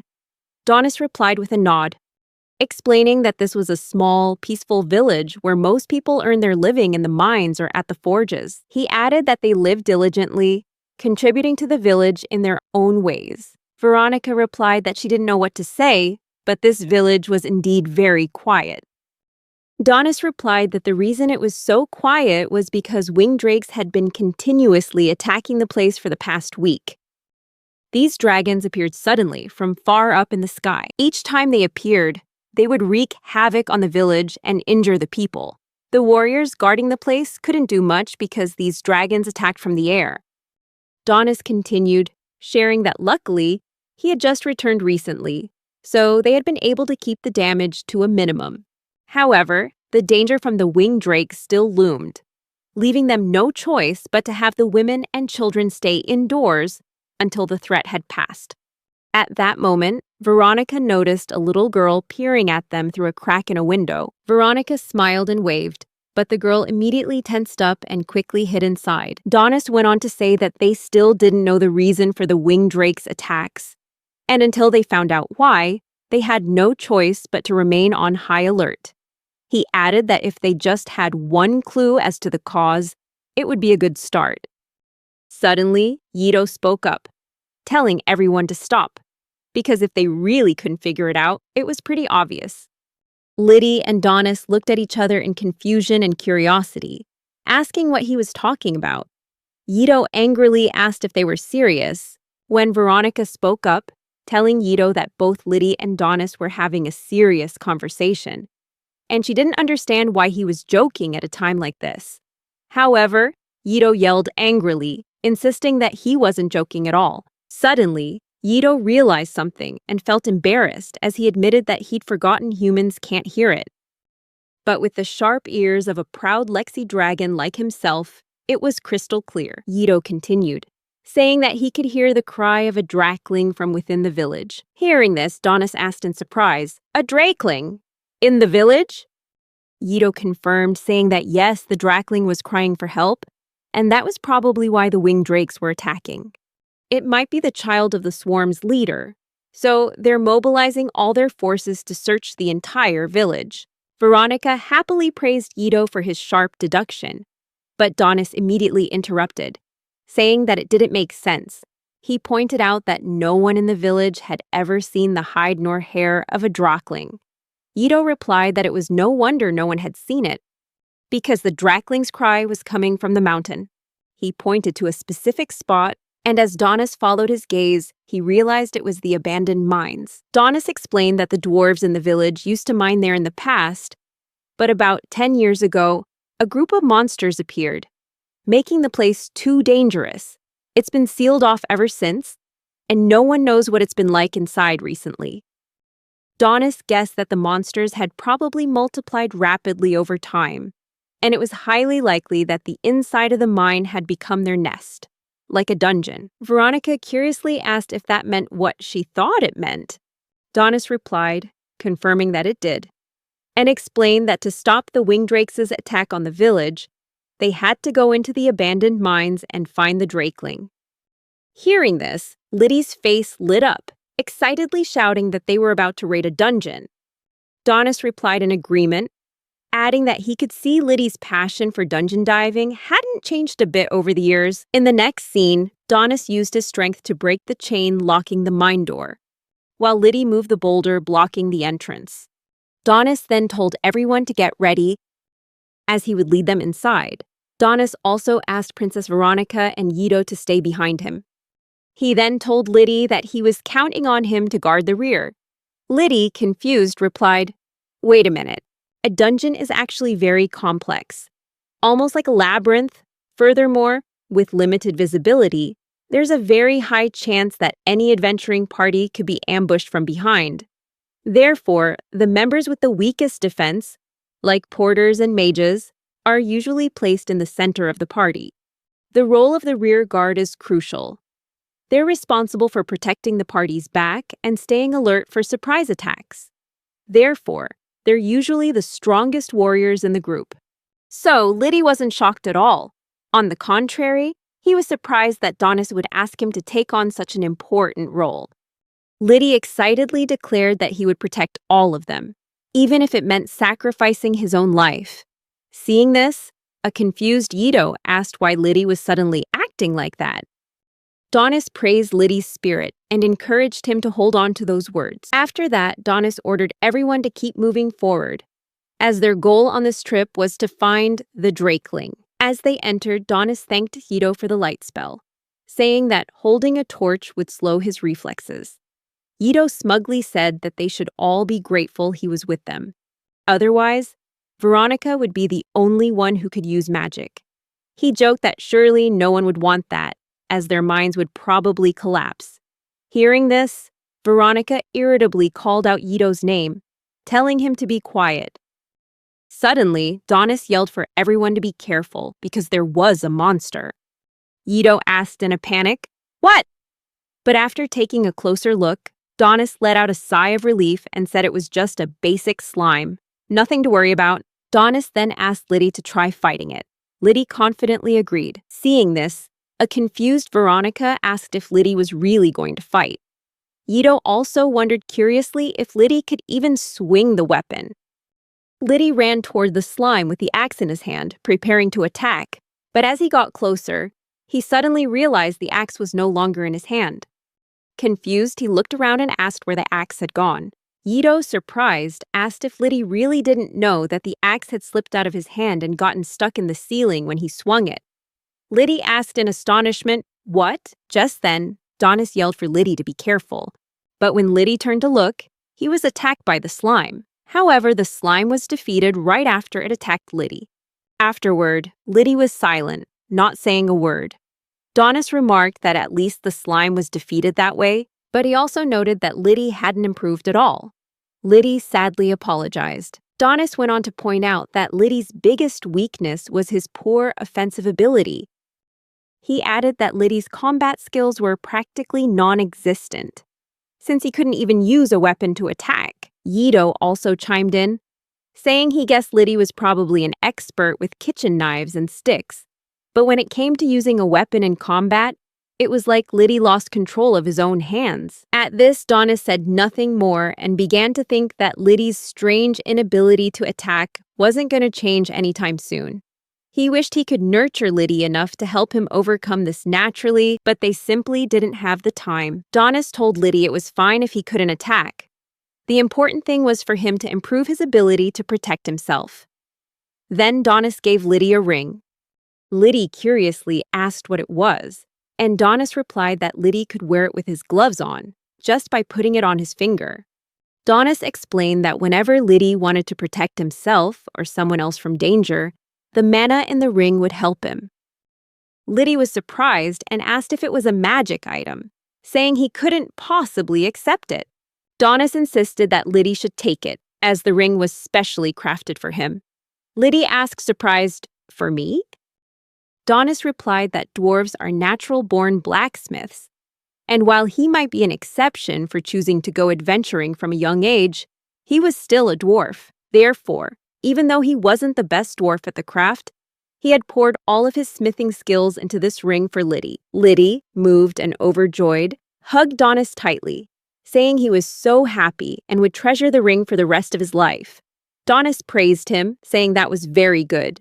Meanwhile, Veronica watched this scene and wondered if there was really any mana in the ring. But she couldn't feel anything from it, wondering if she just wasn't skilled enough to sense it. After that, The group continued deeper into the dungeon without any major problems. They fought many types of monsters and easily defeated them thanks to Donis's support. Upon reaching a certain area, Yito confidently declared that there was no mistaking it. This was the Drakeling's lair. Donis responded, saying that everyone was ready and signaled for them to enter. When Liddy stepped inside, he was surprised to see a tiny winged drake. Veronica, on the other hand, was delighted to see the Drakeling, exclaiming how cute it was. She cried out that she never expected Drakelings to be such small, pretty creatures, and stepped closer to it. Yito immediately shouted for Veronica to stay away, reminding her that it was still a monster. He wondered how such a young Drakeling could have gotten so deep inside the dungeon. Donis answered that he thought the room's ceiling was quite high, so perhaps the Drakeling had fallen from above. Yito looked up and, noticing there was no hole in the ceiling, asked where it could have fallen from. Liddy replied that if a dungeon structure is damaged, it automatically repairs itself over time using mana. So that means the Drakeling was most likely injured while flying and fell through the ceiling. Then the hole in the ceiling automatically healed before the Drakeling could fly again, trapping it here. Liddy realized its wing was pierced, and it would probably be some time before the Drakeling could fly on its own. Veronica then asked if the little Drakeling's cries were the reason the winged drakes had attacked the village. If so, she wondered if they were planning to kill it. Donis replied that, actually, that would be the easiest way to solve their problem. He then turned to Liddy and asked for his opinion on the matter. Liddy answered that in his earliest memory, he was already an orphan and didn't even know what his parents looked like.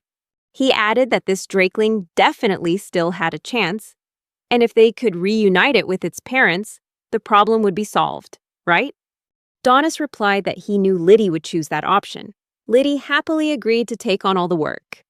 Suddenly, a loud cracking sound echoed from the ceiling, and everyone looked up in confusion. Unexpectedly, a winged drake burst through the ceiling, shattering the stone. Seeing the winged drake, Yito and Veronica tensed up while Donis wondered where these scaled dragons came from and if they were the little one's parents. The winged drake blocked the exit, letting out a powerful roar. Liddy watched as the dragon braced itself, blocking their escape. Donis yelled for Liddy to keep Princess Veronica safe. Liddy replied with a "right," assuring Donis he could do it. Donis declared he would paralyze the winged drake and charge forward to attack, but as he brought his strike down, he realized it hadn't left a single scratch on the dragon's body. Donis wondered if its skill was just too powerful. This time, the winged drake swung its tail, slamming it into Donis, throwing him against the wall with a loud crash. Seeing Donis hurt, both Liddy and Veronica grew tense. The winged drake then turned its hostile gaze towards Liddy and Veronica. Seeing this, a tense Yito told Veronica it was time to use her magic, but then he suddenly remembered and shouted that she couldn't, or they'd be buried alive. The winged drake roared again, making Yito even more tense. Meanwhile, Liddy was lost in thought, wondering what he could possibly do to get them out of the situation. Liddy thought that if only he were as strong as Mr. Donis, he could defeat the winged drake himself. Suddenly, Liddy heard Donis's voice ring out, telling him to use the ring. Seeing Donis completely fine and unharmed, Yito asked in surprise how he didn't have a single scratch on him. At that moment, Liddy realized that while he might be useless at attacking, with this ring, he could protect what was important to him. Donis told Liddy he would guide him on how to use the ring and that he should listen carefully. Liddy replied, "Okay." Both Yito and Veronica were excited, thinking about the magic ring crafted by a warrior from the hero's party, wondering what it could do. Yito guessed that if it were just a normal magic ring, it might only enhance defense. However, since it was crafted by a warrior from the hero's party, he wondered if it could create a shield as solid as rock. Donis instructed Liddy to raise his arm to chest level and place his hand in front of him. Just then, the winged drake charged towards Liddy, making Veronica tense up. Yito was also worried because Liddy wasn't ready yet. Donis told Liddy to protect himself. Liddy immediately thrust his hand forward, and suddenly, the winged drake was thrown forcefully against the wall. Seeing this, both Veronica and Yito were stunned. Even Liddy couldn't believe his eyes, exclaiming that it was an amazing defense. Hearing that, Yido and Veronica tensed up even more. Veronica called out to Liddy, saying that no matter how she looked at it, she thought that action could be considered an attack. But Donis cut in, insisting it was a perfect defense. Liddy explained that he had simply pushed back the attacker, a very basic defensive move. He cheerfully said that the defense skill Mr. Donis taught him was really powerful. Yido cut in, saying he didn't think it worked that way. Liddy then thanked Donis again for the ring he'd made for him. Donis explained that the ring didn't actually have any mana inside it. Liddy asked again in surprise, and Donis shared that this had been troubling him for a long time. How to teach Liddy to protect himself when he couldn't hold a weapon. And this was the answer he came up with. If Liddy couldn't attack, then they had to add a new weapon to his defense, a very powerful one. Donis also explained that every time Liddy defended himself, he was unconsciously holding back his strength. So he gave Liddy the ring to encourage him to use his full power. And the result was clear. It was a perfect defense. Or you could even say it went beyond the realm of defense. Liddy could even call it his new ability, Extreme Super Defense. In the end, Liddy acquired the ultimate defense sub-skill. Donis told Liddy that he had passed the test and was now a true warrior. Hearing that, Liddy was overjoyed and thanked Donis.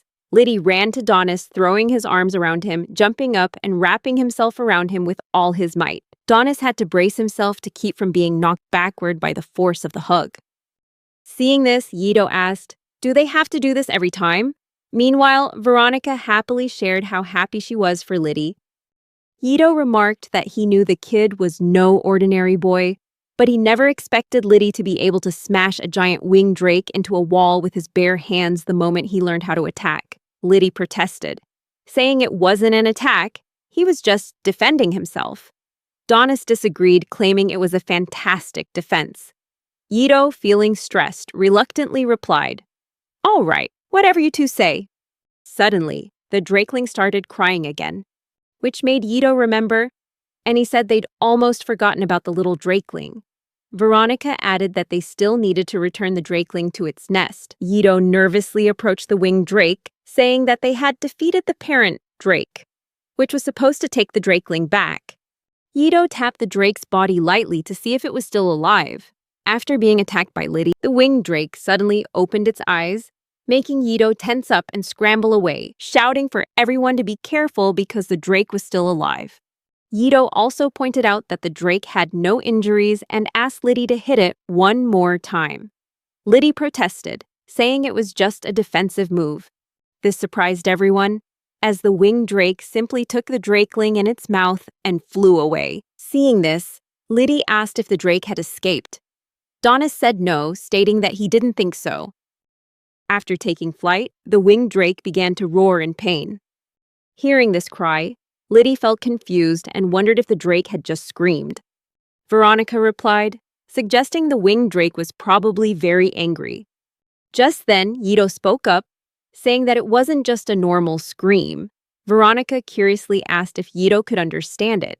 Yido then told everyone to think carefully, reminding them that the drakeling's cries had drawn a group of winged drakes to the village, and what would happen next when the big one did the same as before, trying to call its flock down to attack them. Someone anxiously asked about the situation. Yido shouted nervously that at least a few dozen winged drakes were heading their way. Then, Yido yelled that there might be even more, as if a whole swarm of winged drakes was rushing toward Mount Xavier. Veronica worriedly asked what they should do, and Yido replied that he thought they would be fine, since Donis and Liddy were with them. However, he couldn't say the same for the people hiding in the village. Hearing that, Veronica panicked and said that was horrible. She urged Donis and Liddy to do something, suggesting that if they acted quickly, they could at least minimize the damage. But when Veronica and Yido looked at Donis and Liddy, they were stunned to see the two of them casually discussing drinking tea. Yido yelled in frustration, asking what they were doing, and Liddy replied that tea from howl flowers is good for warming up the throat. Hearing that, Yido furiously shouted that nobody cared about warming their throats when the village was about to be attacked. Donis then reassured them, saying not to worry. He had already instructed Liddy on what needed to be done, so his role as a teacher was over. Now it was time for him to return to his role as a warrior. And this warrior shines brightest when facing overwhelming numbers. Just like the winged drakes attacking the village. The villagers were terrified as they saw the swarm of winged drakes swooping in to attack again. The elders hurriedly ordered everyone to evacuate, especially the women and children. Suddenly, the mutated winged drake spotted Donis standing on a hill, and one of them roared, signaling the others to attack him. Donis stood firm against the winged drakes. And when Veronica saw this, she anxiously exclaimed about the enormous number of winged drakes. Yido, also tense, turned to Liddy and asked if Donis would be okay facing them all alone. Liddy smiled and replied that Donis would be fine. Suddenly, Donis stood motionless, his body contorting into a strange shape. Liddy then expressed her concern that they were too close to Donis while he was fighting. Immediately after, a roar erupted from Donis. It was a very strange cry, which was actually his level 88 combat skill called War Cry. This sound stunned the flock of winged drakes, and both Yido and Veronica were amazed by it. The entire village also trembled from the sound. Yido, stressed, shouted, asking what the hell that was, because his ears were ringing, while Veronica exclaimed in amazement that it was incredible, as the flock of winged drakes had started to fly away. Suddenly, Veronica noticed something and told everyone to look up, as a drakeling was falling. Seeing this, a stressed Yido asked if Donis's roar had knocked the drakeling unconscious. He yelled that the drakeling would crash if it kept falling. Everyone panicked, and in the midst of the chaos, Liddy slid down the mountainside to catch the falling drakeling.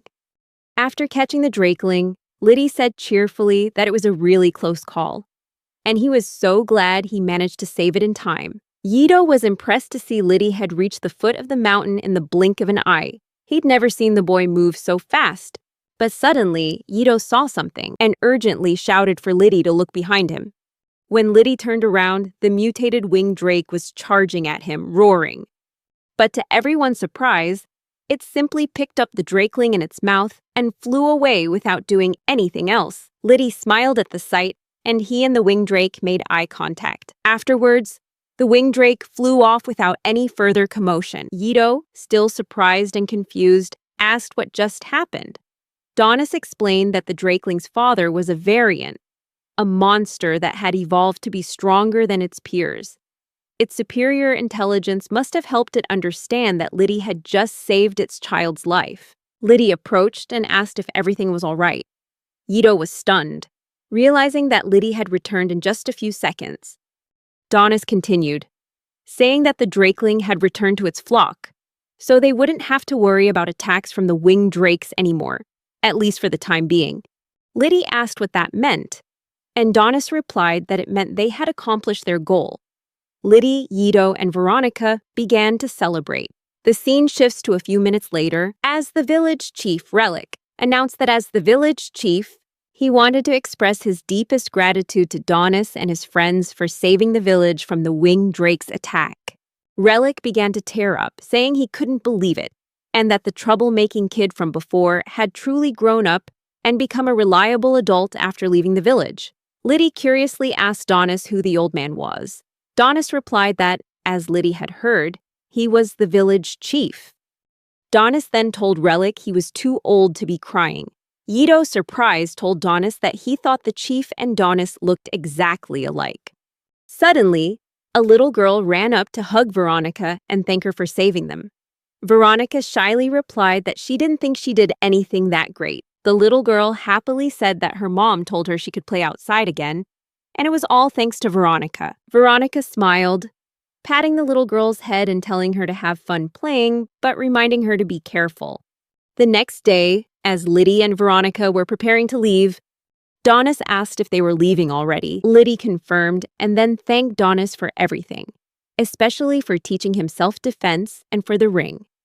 Donis smiled and said there was no need for thanks, that in fact he was the one who should be thanking all of them. Donis thanked everyone, expressing his gratitude for helping him protect the village. He continued, saying that if they ever needed him, they just had to call his name. and no matter where they were, he would stop at nothing to help. As they all left, Donis said it was time for Ignore to stop hiding behind that tree. Hearing this, Ignore stepped out in surprise, asking if Donis really knew, and that she had thought it would be fun to surprise him for once. Ignore explained that she was using an invisibility spell, so Liddy and the others couldn't have noticed her. Donis, with a calm expression, said he could feel her presence from a mile away. Ignore, stressed, asked what presence Donis was talking about and shouted at him to stop talking nonsense and explain himself. She also said that she had just said her goodbyes to the other three not long ago, and meeting them again so soon would be bad for her image, especially since it was just her with her reserve mana. Hearing this, Donis remarked that mana projection was a high-level spell, so she must have had something important to say if she used it. Ignore admitted that she needed his help. As a member of the team, Donis curiously asked what she needed help with. Ignore shared that a demonic cyclone was fast approaching, and it was something she couldn't dispel on her own. She also said she didn't want to involve the kids because it was too dangerous. So, after this, she planned to meet up with Farah and Rozark to reform the heroes' party. The scene shifts to Xanamund, who had finally approached Liddy and Veronica. He apologized for being late, but asserted that they didn't need to worry, because he had sworn to take her life with his own hands. The scene shifts back to Liddy, who was carrying a strange girl on his back. The girl laughed and said it was fun to mess around on his shoulders. Liddy asked her to hold on tight and to let him know if she felt tired. The girl nodded and replied that she thought he was very kind. Liddy responded that he was just doing what anyone would do in his situation. The girl then apologized to Veronica, saying it was a shame she had to walk, since she had taken Veronica's spot. Veronica smiled, telling the little girl not to worry, since she was injured after all. The girl was surprised, praised Veronica for being so kind, and said she'd happily accept the offer. She cheerfully told Liddy to keep going. Liddy smiled and replied that he wasn't a horse. The girl's name was Mia, and Liddy and his group had found her with an injured leg. It turned out that Mia had just escaped a monster ambush, barely making it out alive. She shared that she was on her way to visit her grandmother. Hearing that, Veronica felt so sorry for her. Mia replied that she knew it was terrible, but everything was okay now, and she'd have a much more enjoyable trip thanks to them being with her. Liddy agreed, saying they'd get her to safety since they were headed that way anyway. Mia laughed and said it sounded like Liddy was calling her some kind of quest item. At this point, Yido was thinking that to get to Hansville, one would have to climb over an entire mountain. Yet a little girl like Mia was daring to make the journey alone, which made him feel something was suspicious. They couldn't be too careless, especially since the enemy had sent a noble assassin to attack them before. Suddenly, Yido realized that Veronica also seemed tense, so he asked if she thought so too. Veronica responded by asking if he thought so, noting that Mia seemed to be clinging a little too closely to Liddy. She added that she didn't really mind, but Liddy might feel uncomfortable. Yido caught on and teased Veronica, telling her she was just jealous, and now she was really growing up, wasn't she? Veronica embarrassedly shouted that it wasn't like that at all.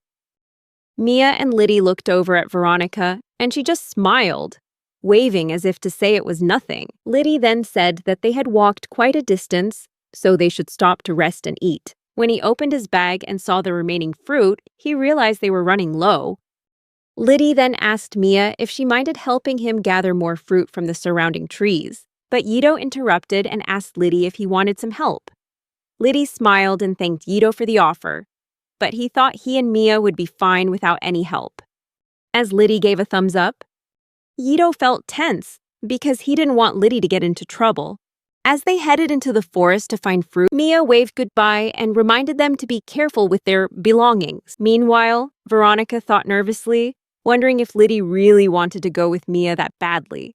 At this point, Yido thought that Liddy also seemed to realize something was off with Mia, and he hoped Liddy would protect himself, because they still didn't know how dangerous Mia could be.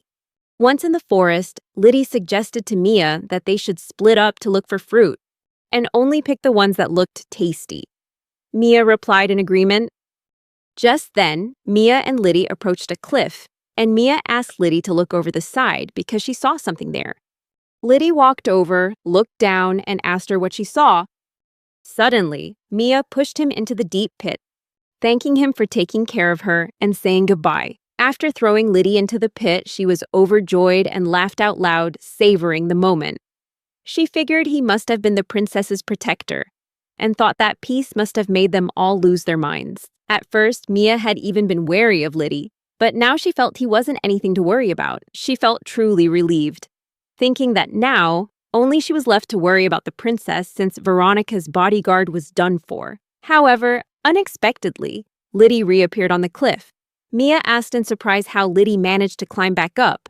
Liddy laughed and told her not to worry. He'd explain.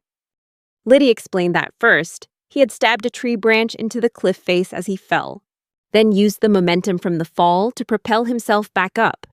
Hearing this, Mia was stunned, yelling that he must be kidding. She asked if he was even human, wondering why he would carry such a ridiculous tree branch. Liddy explained that Rozark had once told him it's an adventurer's duty to help anyone in need. An adventurer who ignores travelers in distress will never get any requests. But not everyone you meet on the road is an innocent traveler. Sometimes, they might just be trying to trick you, or some might even try to stab you in the back while you're asleep. Farah smiled and asked if Rozark was speaking from his experience with women. Rozark grimaced and said yes, like that time with Anya from the guild, when he actually thought she liked him. However, that doesn't mean Liddy should get to pick and choose who deserves his help.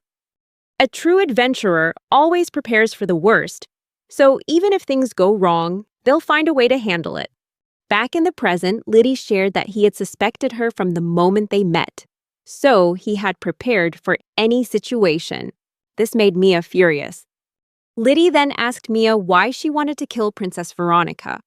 Mia angrily retorted, asking if he really wanted to know the reason. Suddenly, the air around her changed, making Liddy suspicious.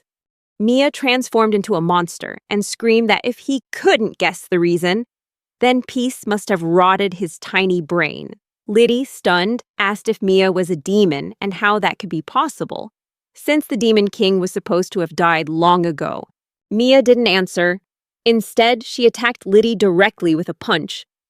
Liddy was thrown toward the pit again, but to Mia's astonishment, he pulled out a rope and threw it towards a branch, securing it tightly. Seeing this, a shocked and tense Mia asked, "What the hell is this?" Liddy used his support skill called lasso to climb up. Mia was absolutely furious with Liddy and cursed him for being a stubborn brat. She screamed that it didn't matter because she would make sure he died twice over before she was done with him. Hearing strange sounds coming from the forest where Liddy and Mia had gone, Veronica nervously asked what that was and if something had happened to Liddy. Ito replied that he didn't know, but they needed to stay alert because something might be approaching. Internally, Ito felt his suspicions had been right and wondered if Liddy was okay. Suddenly, Ito saw something falling from the sky, and as it landed in a hurry, he was shocked to see it was Liddy. Both Ito and Veronica stared at Liddy, tense and confused. At that moment, Liddy yelled for everyone to be careful because Mia was after Veronica's life. Just then, Mia appeared and attacked Veronica, but Liddy lunged, grabbed her, and started running to evade the blow. Afterward, everyone stood facing each other. Veronica was still confused, while Ito stared at Mia, stunned, and asked if it was really her, and what the hell had happened to her. Liddy replied that Mia was a demon. Hearing this, Ito was stunned and shouted, "What? Why is a demon after us? How can a demon be after us when the Demon King is supposed to be dead?" Liddy replied tensely that Ito was right. It didn't make sense, since demons were supposed to have gone extinct after the Demon King was killed. Liddy explained that demons are intelligent monsters, blessed with superior magical power, and they often have human-like appearances. They receive their power from the Great Demon King, but the Great Demon King was supposed to have died after the hero defeated him, which should have made the demon race extinct. Liddy confusedly asked Mia what she was now. Mia told Liddy she didn't need to answer his question. Liddy then asserted that since Mia was targeting Veronica, He suspected the current king of Phenalicia himself was involved with the demon's survival after the Demon King's fall. Hearing this, both Veronica and Yido shuddered. Yido even asked Liddy if he was joking, saying there was no way a peaceful kingdom like Phenalicia could be in league with demons. Veronica cut Yido off, saying there was already an assassination attempt and she hadn't been able to contact anyone from the kingdom, so everything seemed to fit together. At that moment, Mia screamed that she was ordered to kill Princess Veronica, but now it looked like she would have to kill all three of them. With that, Mia charged at Liddy, who could only defend himself. Mia remarked that Liddy was a strong and difficult opponent, and asked, puzzled, why he wasn't attacking, wondering if he was hiding some kind of trump card. Inwardly, Liddy thought that Mia was incredibly strong and they couldn't go on like this. So he knew he had to do something. He decided to endure her initial assault and wait for an opening to counterattack when she unleashed her finishing move, using his ultimate technique, ultimate defense. Just then, Mia said to Liddy that she wanted to share something with him. She said that Liddy was always going on about being a walking encyclopedia on demons, but she bet he didn't know this part. She explained that there are two ways a demon can disguise itself as a human. As Liddy continued to wait for his chance to counterattack with ultimate defense, Mia continued, saying the first way is for a demon to shapeshift its body into a human form, while the second is to transfer its consciousness into a human's body to possess it. Liddy prepared to counter with his ultimate technique, ultimate defense. When Mia suddenly declared that she was the second type of demon and that this body belonged to an innocent, poor village girl. Hearing this, Liddy froze, his attack stopping short. In his moment of distraction, Mia swiftly landed a punch on him. Both Yido and Veronica watched tensely. As Liddy lay on the ground, writhing in pain, Mia mocked Liddy, asking if he was really so soft-hearted, worrying about some stupid girl he didn't even know while fighting for his own life. She added that he was the reason Veronica was now just waiting to die. This time, Yido urged Veronica to run, saying he would try to hold Mia off for a while, but Veronica resolutely refused, insisting she had to fight by his side against Mia. Yido yelled at her again to run, but Mia laughed and asked if this was really the time for the two of them to fight her. Mia told them to just give up, saying no one could save Veronica's life, because she would hunt her down and kill her no matter what. Mia lunged at Veronica, intent on killing her, and Veronica, filled with fear, squeezed her eyes shut. But suddenly, the unexpected happened. Xanaman appeared and blocked Mia's attack. Stunned, Mia tensely asked what that was, while Yido, just as surprised, asked Xanaman what he was doing here. Xanaman replied, asking Veronica if he hadn't made it clear, stating that he had already declared her life was his to take. Mia shouted again, asking Xanaman who he was, while Yido wondered in disbelief if Xanaman had actually saved them. Xanaman answered again, stating that he had declared Veronica's life was his. Veronica was shocked, wondering if Xanaman really intended to kill her. Yido yelled at Xanaman, "I don't know what you're planning, but if you really think you can take on this demon, you need to stop," Xanaman asked curiously. "And why is that?" Yido screamed back, "Because demons are absurdly strong. Their physical and magical power far surpasses that of a normal human. It's a death sentence to face one head-on, unless you're a warrior who could take on an entire hero's party." Hearing this, Xanaman replied, "How interesting." Mia thanked Yido for the explanation, then told Xanaman that now that he understood how dangerous she was, he'd best run before it was too late. But in the next instant, she rushed at Xanaman, screaming that it was too late to run now and that he was going to die. Xanaman replied, confident that he would be fine. "Thanks for the warning. Humans really are quite clever." Mia roared in anger. "Are you saying demons aren't clever?" And in a rage, she lunged at Xanaman. Xanaman dodged her easily and commented, "Yido was right. Your strength and speed are indeed exceptional." Mia yelled that this was no time for regrets and continued her attack. Xanaman blocked her attack with his sword, and the two began to exchange blows and parries, clashing fiercely. Yido and Veronica stood stunned, watching the intense battle. Veronica was about to speak, but before she could say anything, Liddy appeared behind them, remarking that it was a magnificent battle. Both Yito and Veronica were surprised, and a stunned Yito asked Liddy if he was really alive. Liddy replied confidently, saying that fortunately, he was fine. Yito wondered how that was possible, as Liddy looked completely unscathed, asking what his body was made of. Liddy replied that he must have lost consciousness for a moment, and apologized to Veronica for putting her in danger. Veronica told him there was no need to apologize, as she was just glad he was safe. Liddy then said he didn't understand why Xanamund was fighting on their side, but if that was the case, it was for the best, so they should take this chance to run. But Yito shouted in protest, insisting that it would be best for Liddy to watch the fight unfold. Liddy asked in confusion, not understanding what Yito meant. Yito advised Liddy to recall their journey so far, pointing out that he had only lost twice. The first time was when Xanamund launched a surprise attack, and the second was when Mia caught him off guard by taking the girl's body hostage. Both times Liddy lost were due to factors other than pure combat strength.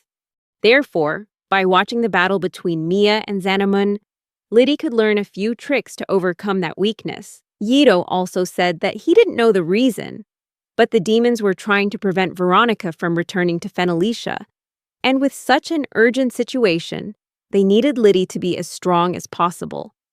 Liddy replied that he thought it was too dangerous. Yito thought for a moment, while on the other side, Xanamund and Mia were still fighting, exchanging blows and parries. Mia screamed at Xanamund to stop resisting. While observing everything that was happening, Veronica was amazed that Xanamund could hold Mia off for so long, and remarked that she never knew he was such a powerful swordsman.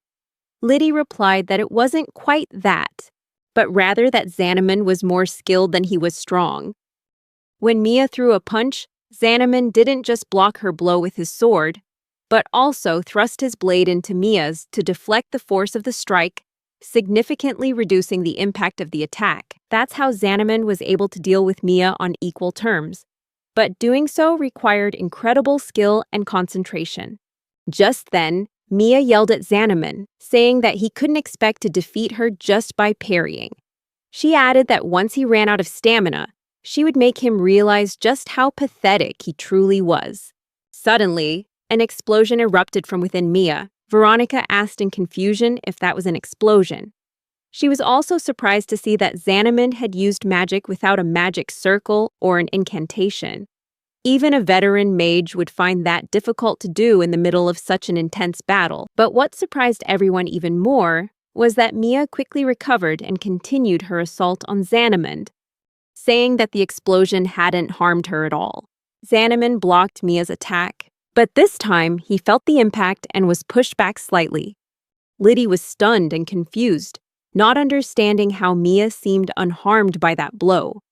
Veronica explained that using magic without a magic circle or incantation greatly reduces its power.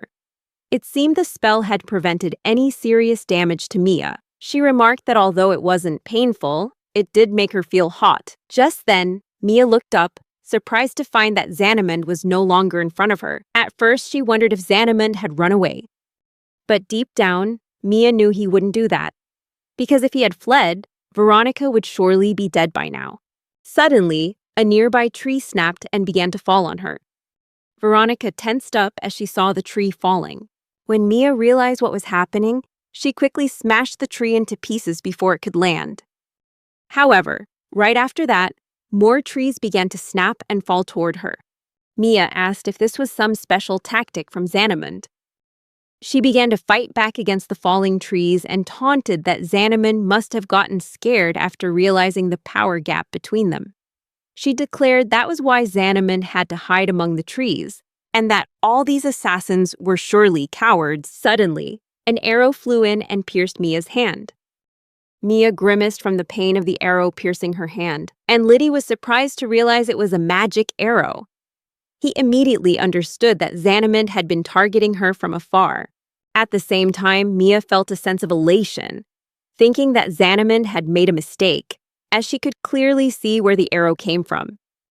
Without a second thought, she immediately charged toward Xanamund to attack. But just as she arrived, Xanamund had already created a magic circle and begun his chant.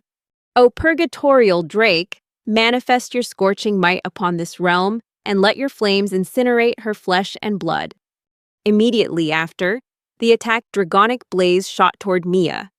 As it turned out, Xanamund possessed level 41 fire magic. The flames began to burn Mia. Witnessing the scene, Liddy was in awe. He realized Xanamund had intentionally used weaker magic to make Mia believe his powers weren't a real threat, causing her to lower her guard. And then, Xanamund used his full magical strength to attack her. Liddy realized that Xanamund wasn't just a skilled fighter, but also a talented mage. Meanwhile, Mia, now severely injured, thought that all hope was lost, that she couldn't move, and would probably die right there. Just then, Xanamund moved behind Mia, and seeing this, she tensed up. Xanamund told Mia that her life as a monster was over. He immediately charged at her with his sword, sending Mia into a panic. But just at that moment, Liddy stepped in and told Xanamund to stop. Hearing that, Xanamund paused. Liddy explained that Mia's body wasn't her own. It belonged to a poor village girl. If Xanamund killed her, he would be killing an innocent girl. Xanamund replied, his voice full of anger, agreeing and asking Liddy what else he wanted. Seeing that attitude, Liddy shuddered. Xanamund said that he could tell Liddy had an exceptionally kind heart. However, that very excessive kindness was the reason Liddy couldn't protect the princess. Hearing this, Yido thought that Xanamund was right. Unlike Liddy, Xanamund was a seasoned assassin with extensive combat experience, while Liddy had his kind heart, and Xanamund had nothing of the sort. While they were talking, Mia was trying to recover her strength and heal her wounds. Xanamund then asked Liddy if he knew that when a monster possesses a human body, that body is already dead. Xanamund explained that Mia was a mimicry-type monster, which meant Liddy had completely fallen for the monster's lies. Hearing this, Liddy fell silent, but Ito immediately retorted, saying Xanamund only understood that because it was already too late. Unlike Xanamund, they couldn't just easily strike Mia down when they had the chance, because that girl was still inside the body. Xanamund asked back, what if Mia was just trying to persuade them out of concern? If this monster were merely a parasite, it would have taken over the body from the start, wouldn't it? Xanamund shared that he was certain Mia was lying. Xanamund also told Liddy that he believed Liddy was too naive, both as a person and as a warrior. Furthermore, Xanamund reminded Liddy that he was just a porter, so he should know his place. Yido yelled, asking what was going on and why Liddy was getting lectured by the enemy. Xanamund ordered Yido to be silent, which surprised Yido, but right after, Yido noticed Mia trying to get up. Suddenly, Mia jumped up and threw a piece of rock towards Xanamund, but he easily blocked it with his hand. Mia then charged forward to attack, prompting Xanamund to ready his defense. But to everyone's surprise, Mia wasn't aiming for Xanamund. Instead, she ran straight for Veronica. Mia told Xanamund that she would kill him another day, but right now, she was only there to take Princess Veronica's life. Seeing this, both Veronica and Yido were terrified. Xanamund wondered if this was all Mia could do, seeing as he had plenty of time to cast a spell. Suddenly, he saw Liddy step up to stand in front of Veronica to protect her. Mia then asked Liddy if he was ready to die. But this time, Liddy activated Supreme Defense, knocking Mia back, causing her to crash into the trees and disappear into the distance. Seeing this, Yido and Veronica were overjoyed. Liddy then said that he couldn't deny it. His naivety made him weak, and perhaps he was still just a porter, which was why he would continue to learn.